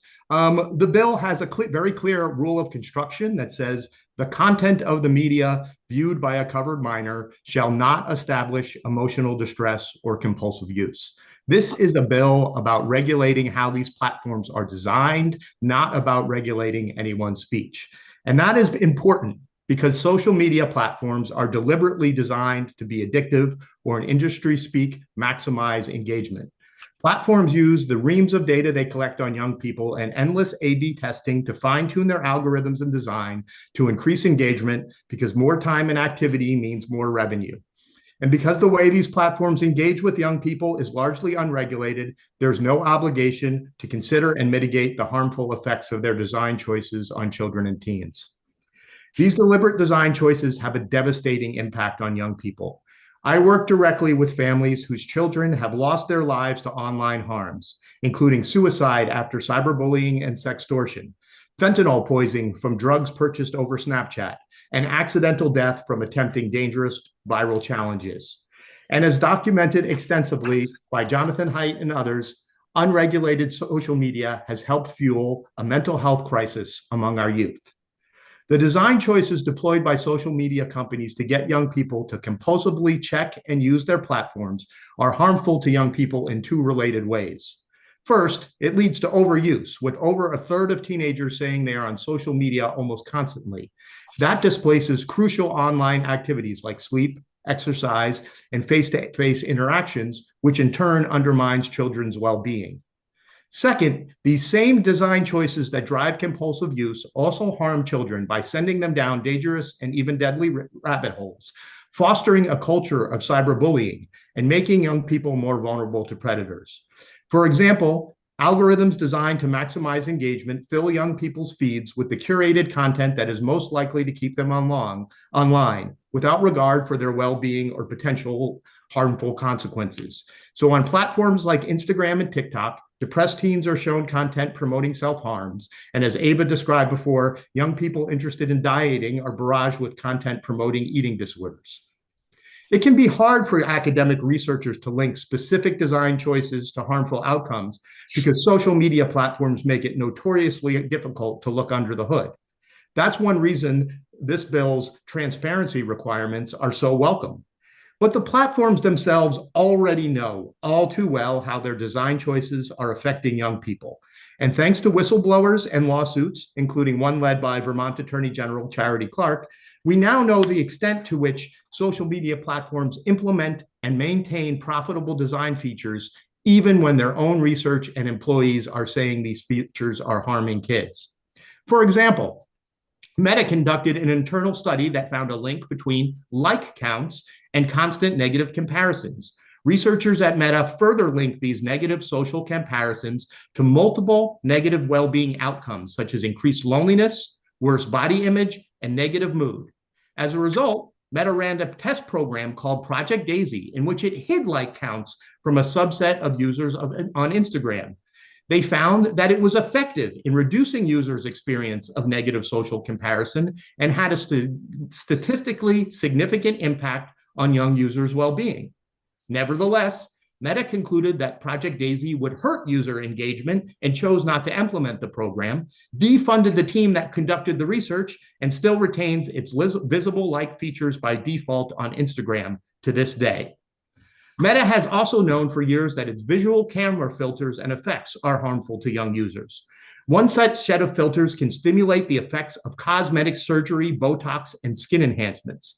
Extensive academic research has shown that these plastic surgery filters have significant mental health impacts, especially for young female users. As a result, several high-ranking employees advocated for banning the filters from Meta's platforms. These employees created a reference document for Mark Zuckerberg detailing Meta's consultation with 21 independent experts from around the world who agreed that the cosmetic surgery filters can have severe mental health impacts on both the individuals using the effects and those viewing the images, and that children are particularly vulnerable. Despite the uniform conclusion of researchers and wide support within the company itself, Mark Zuckerberg personally chose to veto a policy that would have banned plastic surgery filters on Meta's platforms, stating there is a clear demand for the filters. And it's not just Meta. TikTok's internal research has also confirmed that beauty filters are associated with harm, stating that such filters have a high potential to form, from a research perspective, to lead to negative body image and body dysmorphia symptoms, especially among teenage girls. But the company chose to keep the filters because it knows they significantly increase use of the platform, particularly among the young people most vulnerable to the negative effects. Internal memos from TikTok also reveal that the platform deliberately cultivates addiction. In internal memos, the company admitted that its platform has baked into it compulsive use, and the TikTok experience utilizes many coercive design tactics that detract from user agency, such as infinite scroll, constant notifications, and the slot machine effect. TikTok, in turn, linked this undermining of user agency to increased anxiety, depression, and learned helplessness. Needless to say, the company did not make any significant changes as a result of these findings because doing so would have decreased engagement. In another instance, the company publicly touted a feature that will allow users to reset their algorithm if it was pushing unwanted or harmful content. What they neglected to tell the public was they intentionally designed this reset button to make it less likely kids would find it and use it, because helping young people escape rabbit holes is bad for business. It's not that social media companies deliberately set out to hurt children, but when they are faced with a choice between providing a safer and less addictive experience or maximizing revenue, they choose revenue just about every time, which is why the Vermont Age-Appropriate Design Code is so desperately needed. It requires platforms to have a minimum duty of care to ensure their use of personal data and design will not result in reasonable, foreseeable emotional distress. That means TikTok, Meta, and Snap and other covered platforms will no longer be able to ignore their own research and their own employees that are plainly telling them that specific design features are hurting children. It requires the most protective settings to be on by default, which means platforms will no longer be able to hide or undermine their own safety features. It will limit notifications and hold platforms accountable for sending minors down rabbit holes of self-harm and eating disorder content. And it will empower the many, many employees within these companies who want to do the right thing by kids. And it does so while protecting free speech and avoiding the draconian and probably impractical social media bans that some states are implementing. Right now, the only federal law protecting children online was passed in 1998, before social media and smartphones even existed, and only covers kids up to their 13th birthday. Last year, it looked like that might change when the US Senate passed major online safety and privacy legislation by a 93 vote. But even with that incredible bipartisan support, Meta and other industry lobbyists were able to stop the bill from advancing in the House. And now, with big tech CEOs cozying up to the president and so much chaos in Washington, the fate of new federal online protections for kids is more uncertain than ever. Vermont's kids cannot wait another 25 years or even 2 years for Congress to prioritize their well-being over social media company profits. With the age-appropriate design code, as well as the phone-free schools legislation currently before the Vermont legislature, our state has an opportunity to lead the nation in helping young people form a healthier relationship with their phones and the internet. Thanks again for having me here. Thank you very much. It was sobering and very much appreciated. Anybody have questions, comments? No, we've become the product, and we have tools to address this. So that's what we're gonna consider doing in the next few days. This is the end of our testimony, but our attorney's here. Oh, and I'm sorry, our vice chair is on the call. And I don't know if you want to say anything, Rod, or if you. I didn't, but I apologize for being as late as I was. I didn't expect it to be that late. But thank you, Mr. Golan, for all of that. And thanks, Senator Plunkett, for coming. All right, so folks are, anyone can stay on, obviously, if you like. Thank you. Thank you all very much. So our attorney, Mr. Stagel, are you? Rick. I'm trying to get your last name right. That was right. Yeah. Do you need it? I'm here in case you have questions. We do have. Okay, all right. Please. Because we had a conversation about the definition of the covered businesses.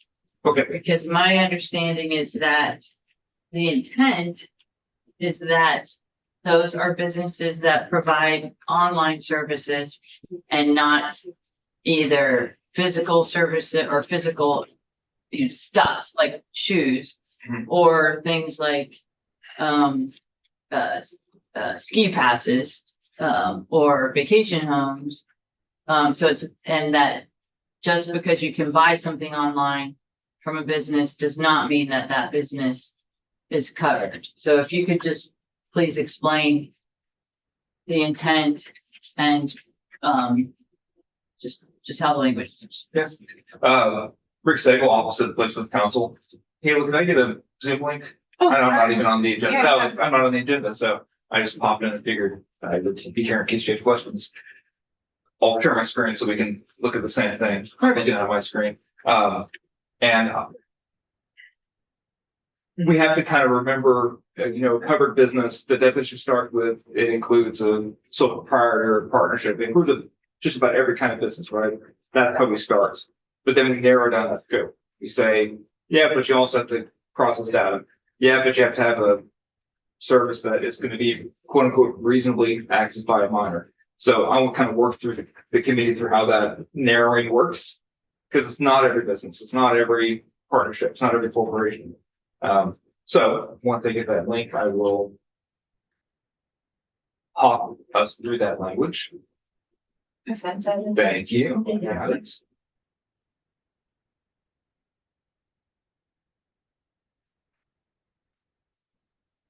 And if there is a business in Vermont that is included in this, I think it's important that we speak to that or those businesses. Hear from them. Sure. That was my question for me. I don't know why I said sure. Sure, what you want to do. Okay, so we'll start with definition of covered businesses is on. You have the bill in front of you. It's on page 4, line 13. A covered business means a sole proprietorship, partnership, LLC, corporation, association, other legal entity, which is right huge. That's a huge net we're casting, okay? Or an affiliate thereof that conducts business in the state. Which, by the way, that does not mean they have to be in the state physically. They can be anywhere. So conducting business is not defined. That could be selling one product in Vermont. Is that conducting business? Yes. If there's a company in Oregon that has one customer in Vermont, they would so far be in this definition. But again, let's narrow down the scope a little bit. And whose online products, services, or features are reasonably likely to be accessed by a minor. And okay, so let me start with the first and. Whose online products are services, features. Let's actually stop there for a second. Now we're talking about just businesses that have some kind of online function. Could this Like be a every store? website, Yeah. and they have a sign-in page. Could I finish my definition? It could be a store, it could be a social media company, it could be any website, right, that has an online presence. It could be a blog, right? Now, there's a blog, there's a newspaper, there's a static website that just, you know, has maybe company information. Maybe you look up this hypothetical company in Oregon that has a website and they have their products listed there and they have this one customer in Vermont. Are they so far in this definition? Possibly, right? So let's continue. Are they reasonably likely to be accessed by a minor? And this is, we'll look to another definition to understand what this means. I'll get to that in a second. And the third portion, there has to be two things that these businesses do to be in order to be covered by this law. Number one, they have to collect consumers' personal data or have data collected on its behalf by a processor. A lot of companies hire third parties to do this type of thing, or the software that does it, which is a third party. B, alone or jointly with others determines the purposes and means of the processing and of consumers' personal data. So again, that's narrowing down the scope to where if a business is not doing that, even if they have an online portion of their company that has social media that offers a product that minors may access, if they don't process consumers' data or have it processed, and if they don't determine how that data is used, then they're not going to be covered by this law. So that's kind of a hopefully instructive. Yeah, that's a good intro, but now let's look at specific businesses. So I think. I don't think you have to look at specific businesses. Or You have to just specific look at type of any business. business who has a website that has a sign-in sheet that every business does. Any great business in the state of Vermont has that. They just do. That's the way business is done now. And What is a sign-in sheet? just go ahead. You're gonna log in. You want to sign in? Okay. Yeah. You want to log in. Every business, every great business has that.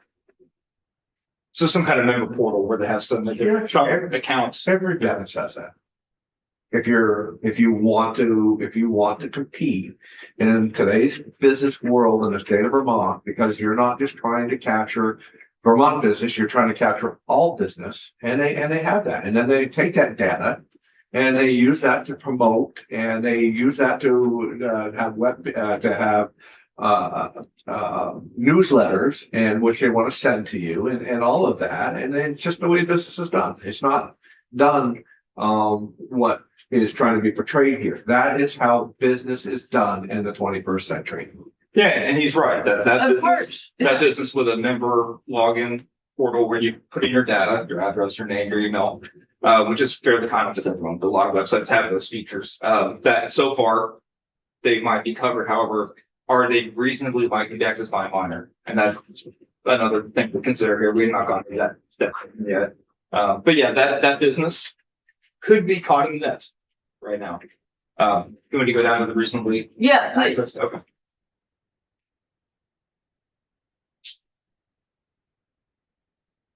This is on page 10, line 29. Okay, reasonably likely to be accessed means an online service part of a feature that is reasonably likely to be accessed by a covered minor, which is, you probably heard about the age assurance numbers, right? Based on any of the following indicators. This service is directed towards children as found by COPA, the federal law, and the FTC rules implementing that act. B, this service is determined based on competent and reliable evidence regarding audience composition to be routinely accessed by an audience that is composed of at least 2% minors, 2 through 17. Just one sec. Yeah. I'm sorry, no, I was on the wrong page, because our version is a little bit different in the pagination. So you're on page 10. Yeah, I'm on page 10, line 3. Okay. Which this is the introduced version. It should be the. Okay, and that is on the same. Okay. On the same.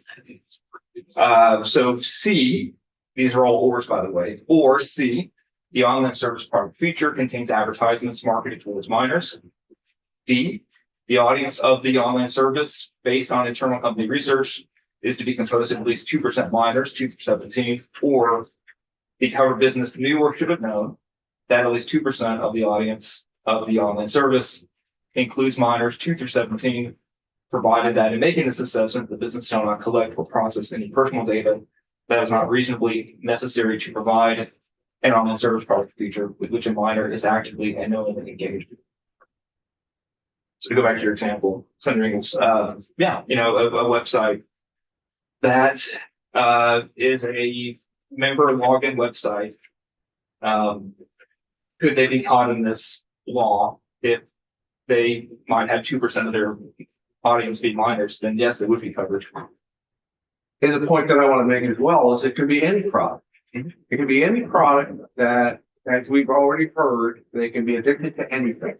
And if they're addicted to anything at any great lengths, we don't know what people are going to get addicted to. The craziest things in the whole wide world. It could be any product that all of a sudden they decide they like backpacks and they just want to buy backpacks and they want to continue to buy backpacks and I mean, it's just, or whatever it is. I want to not make it so crazy so that it, that I'm just trying to look for the argument. I'm just trying to look for the argument that it is going to affect Vermont businesses in a negative way, where they're not going to affect New Hampshire businesses. It's not going to affect Massachusetts businesses. It's not going to affect Connecticut businesses. And so those people are not going to do business in the state of Vermont. They're going to just go to New Hampshire. And they're gonna go to New Hampshire, they're gonna sign up, they're gonna order that product, it's gonna come to their doorway, and it's not gonna be a Vermont business that gets the business. So it will affect Vermont businesses. The only way not to do that is to say this law is strictly forbidden from affecting any Vermont business. Or to make the definition more clear that it is for social media. Well, so to kind of speak to your point, Senator Ingles, on page one definition I skipped, which I, going back, shouldn't have, on page 7, defining online service partner feature, subdivision C excludes the sale, delivery, use of a physical product. So I know backpacks. Right? So now we're going to talk about web pages or online. We can talk about online newsletters. We can talk about that. You're not selling anything, but they've signed up, and now you're going to send them the newsletter, and they're going to go, and they're going to, oh my God, it's just, it is going to affect Vermont business. It can be of anything. It could be it could be content. It could be a blog. It could be information that you're sharing. It could be anything that they could get addicted to that it could go back to. I mean, it's endless. I mean, and here's where it is. It's not you and me. I want to be careful even how I say this, because it's not meant to offend anyone. This is an attorney's dream to have this right here, because any attorney could take 3 words and turn it into, my client was harmed. And that's what's gonna go on here, and that's why this bill is being written. It's not even to protect who it's supposed to protect. It's so open that it's just it is a lawsuit attorney's dream to come in and say, my client was harmed because you did this or you didn't do this, and there's no protections for anyone in it. It's wide open. So. All right, go ahead, and then we'll talk. I think it also covers a lot of the businesses that I've not heard mentioned by the once, and it's not mentioned in there, but that's video games like Steam online, or for access loads of other online video game or software companies. They collect personal data. They sell a product that often results in compulsive use. They make recommendations all the time using your personal data, i.e. the games that you've purchased or games that you've clicked on. So they make recommendations, and then you can send email recommendations, which results in a notification to your phone often. They market to minors. Absolutely. Video games are traditionally a product or service that's used by minors. And reasonably foreseeable emotional distress. Does that include horror games, or do they, would Steam or other video game companies then ban all horror games to try to get rid of that? You know, it could cover Nintendo. It can cover a lot of other businesses that operate online that collect personal data of any kind. And, you know, I think, and I see a lot of video games as not, yes, they can be compulsive use, and yes, I'm a strong advocate for getting people off of video games, but people do use video games for a great need of relaxation. If anybody familiar with the show House of Cards, the main character plays his Xbox every night, and I would say he's addicted to video games. So definitely people use them as a way to relax, so they do have a net positive good on society. And I would hate for this bill to absolutely destroy the ability of a video game company to operate. Because I spent 3 minutes while you were talking scouring the bill trying to disprove my argument here, and I couldn't. So please disprove it. Sure. Well, I'm not going to disprove it, but so when we define social media platform, which is on page 12, yeah, and then on the 13, what it isn't, maybe more importantly, it is not a public or semi-public internet-based service, which would be Steam. Sure. Our application that provides email, direct messaging, online systems, news, sports, entertainment, interactive video games, electronic commerce. So now this is a subset of the bill, which is because the whole thing is covered business, which is it is. Yeah. However, social media is not necessarily a covered business, right? So it's that's not every social media could be a covered business, right? A social media company that does no business in Vermont would not be, for example, a covered business if it doesn't.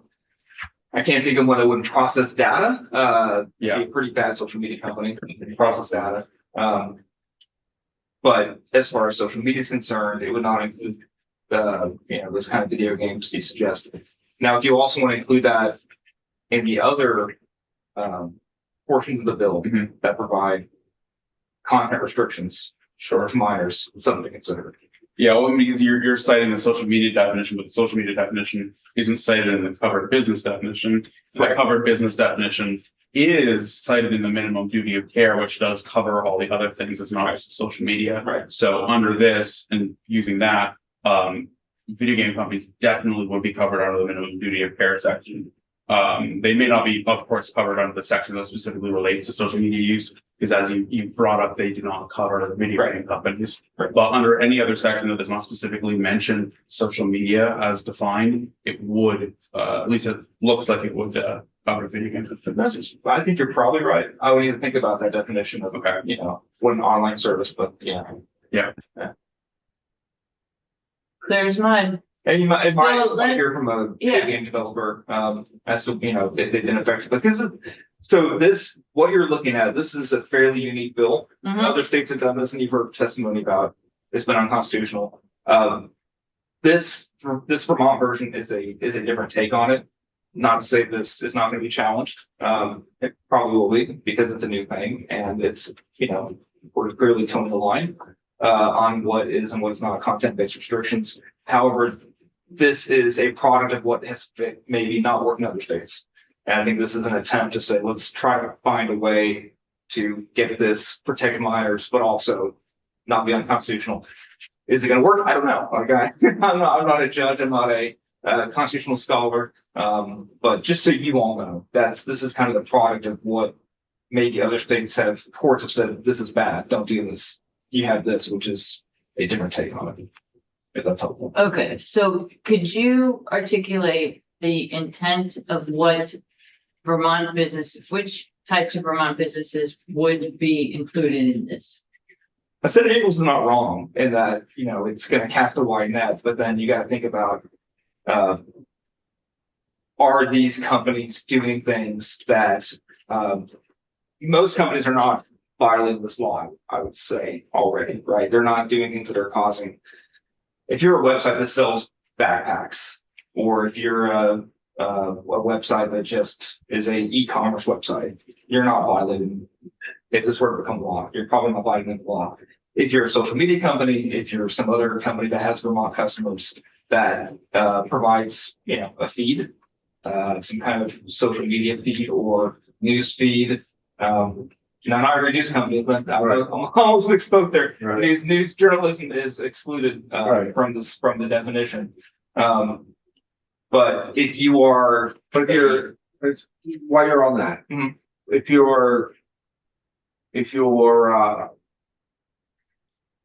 putting out content, you're not putting out a news feed, but you're putting out content. You're trying to be helpful. You're trying to put your own blog out there. You're trying to put your own something out there to be helpful.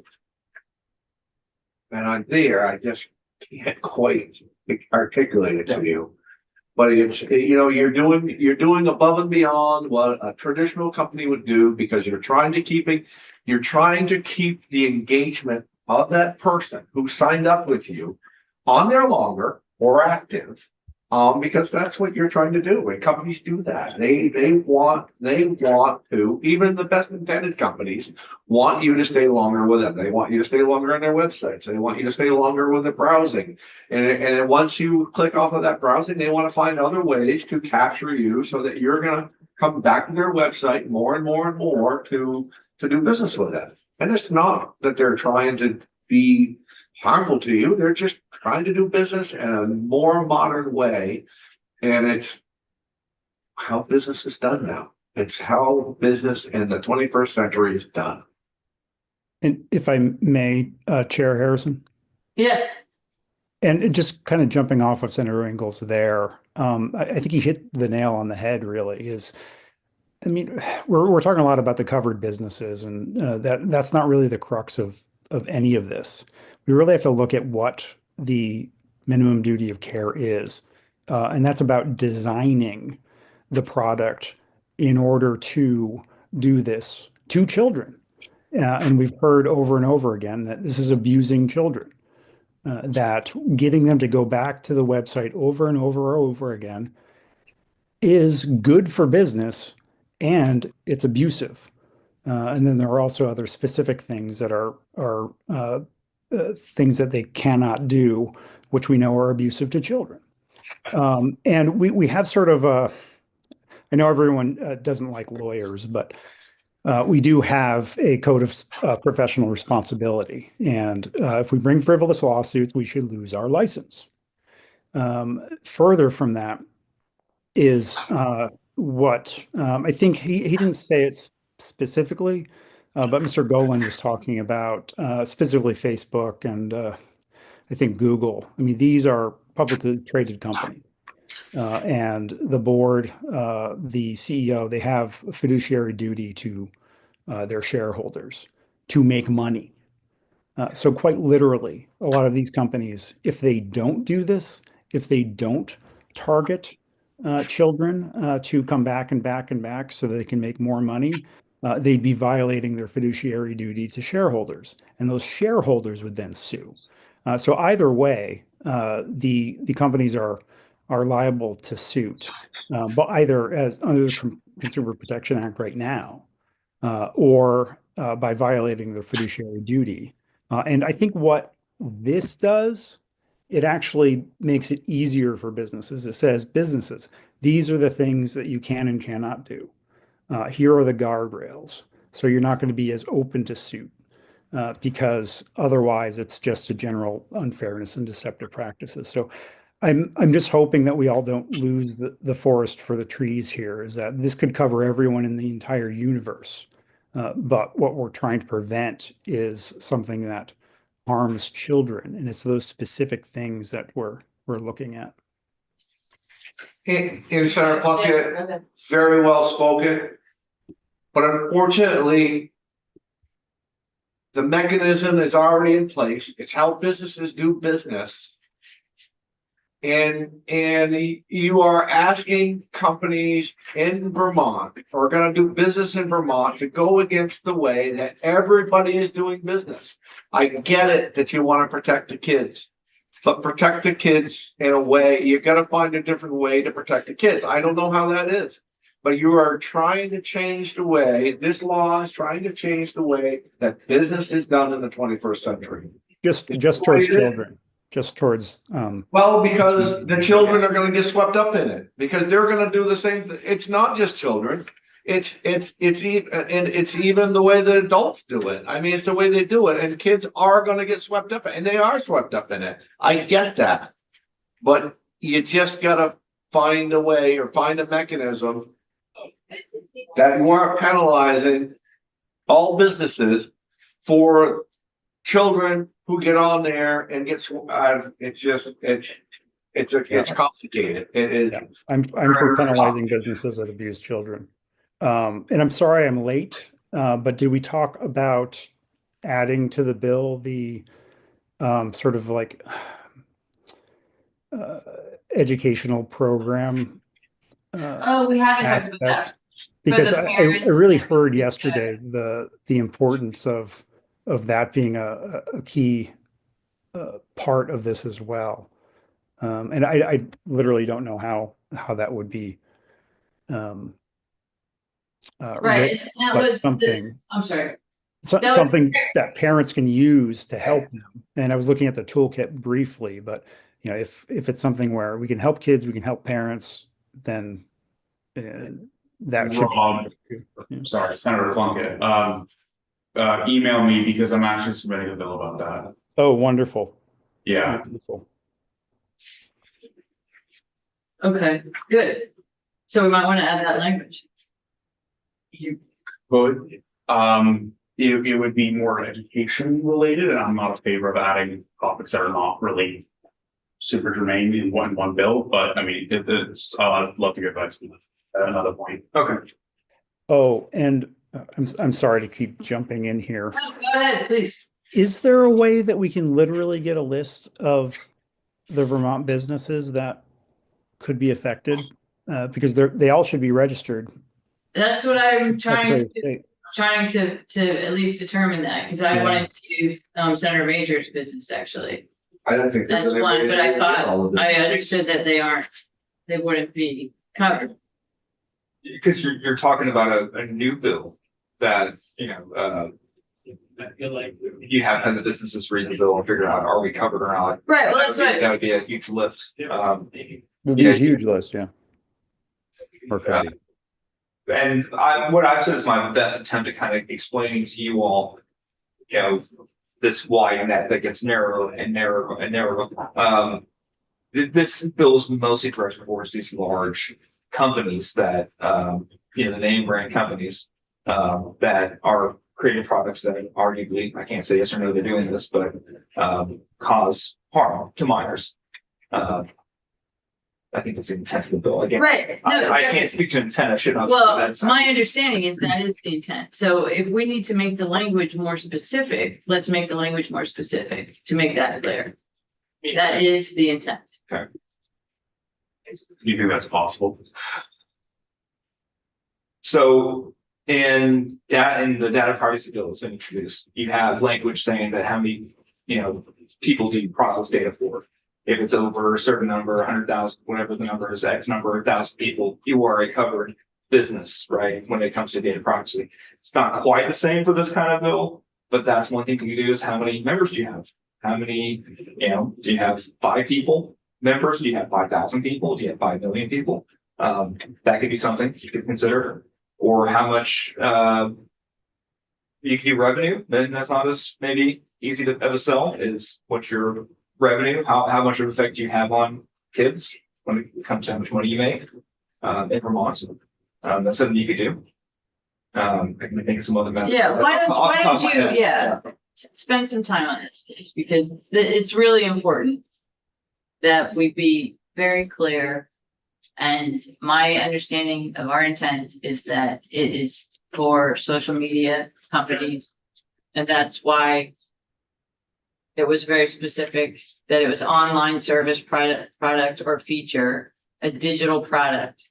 So a digital product to me is not a backpack. And if we say no physical products. Okay. Those are not. So that the backpack content. one would not. Okay, what about the ski pass? The ski pass should. That's not a digital product to me either. It's not a digital project. So It could be. They absolutely can be. They're digital, they're on your Plane phone. tickets, you can scan the QR Right. codes. right, but it's also but it's a plane ticket. I mean, it. No, I'm just trying to help the definition of what we're talking about. Yeah. I wouldn't think about that. Yeah. See, that's. It could be construed as both simultaneously a digital product and a physical product, even though it doesn't occupy physical space. Well, but it's like a contract. It's like you can do something for a certain period of time. So that's a service. But why don't you work on that, please, to just make that more clear. So the ski pass you would get on a website, you would pay for it and you get emailed possibly like a. Yeah, you get a barcode, you scan it, just like movie theaters do that with the digital tickets.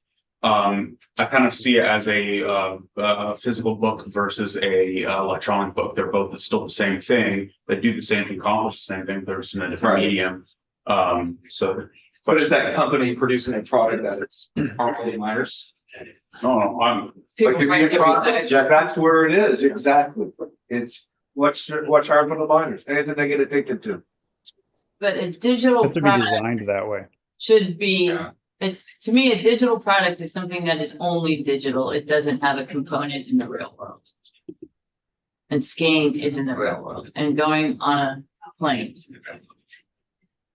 Possibly the book could be. So it sounds like Rick is gonna have a fun weekend. Yeah.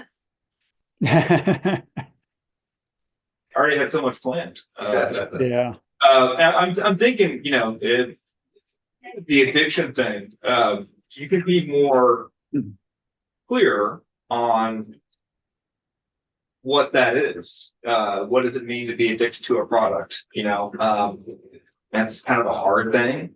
I think your definition here is pretty darn good. What was it? It was compulsive use that puts a reasonable strain on learning, reading, eating, focusing, sleeping. Yeah. All right, here you go. Yeah. Disrupts one of the more major life activities of minor includes sleeping, eating, learning, reading, concentrating, communicating, and working. That's basically that's an addiction. Yeah. I thought that was a great definition too. Yeah. So we won't tell you how to do your job, but just add more clarity. You want to find a way to further narrow the definition of what a covered business is.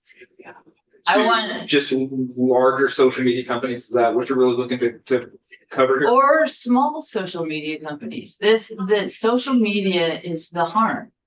It's not that people are sending candy bars to folks. It's that they're using social media to addict kids to their phones, and cause harm to the kid. So it's not products. And that was my understanding the whole time, that's our intent. So if it's a little social media company, like say Front Porch Forum changed their rules, or another company came up and did some of these really intentionally harmful things, and they were just in Vermont, they should be part of this. We're not aware of. I'm not aware of any companies like that. But it could exist. So we have a definition of social media platform in the book, which excludes, the video game direct, it's Under those email. apartments.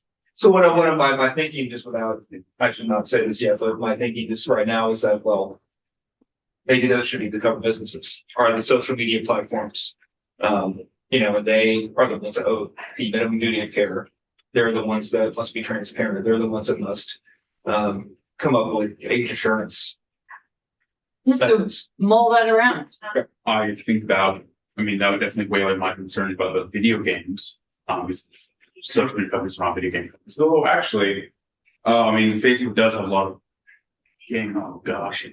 Okay. Well, Primarily, yeah, yeah, it's okay. All right. yeah, that's an important word. I thought about that too. Okay, well, are you clear on the intent? Yeah, That's I the most think I am. important thing for this meeting is for you to be clear on the intent. Yeah. Okay. As far as what you all want, yes. Yes. Yeah, that's, I have, yeah, I Okay. think I can produce something next week that you Good. can review and. And we're scheduled to do markup on Wednesday. At 2:00. 1 or 2? Is it 2 o'clock? Okay. Because I'll be somewhere else at 1 o'clock. Okay. Next week's, and I think I told you next week is gonna be a little crazy. As far as. It will for us too. Yeah, so I I'm mean. sorry I'm not there. I want to throw in another thing. I love getting into the weeds of these things, and Okay. surely everyone does. But I keep Yeah, coming go back ahead. to the fact that the minimum duty of care is directed towards design, and I think I have an understanding of what a design would mean under a covered business, but maybe that needs to be fleshed out. Maybe that needs to specifically talk about some sort of coding. How I would do that, I mentioned it for Rick to think about. Yeah, we're kind of punching that to the AG's office, and they can come up with, rules on that, but, certainly the legislation can be more clear on what you all want that to look like, if that's something you want to put in words. Okay. Is that? I think Senator Plunkett can email me some, Okay. some joking. That'd be- He can email me some Well, language on, I will try. I fear my weekend might be. No, this is important. other ones. We've heard enough stories to understand how important this is. yeah. I can at least give some, maybe a little bit on, what that design should not look like. Yeah, and I mention it just because I picture this is a company that's creating this thing to do this to kids, and it's reasonably foreseeable, which is the reasonable person standard is fairly common in court, so that's not unusual. Yeah. Okay, is there anything else, Senator Plunkett? There's probably a lot, but no, not I right know. Well, anything else for now? now. No, thank you. And I'm not trying to rush you either. We're fine. Yeah, I don't feel rushed. Okay. Okay. Are we good? I think then we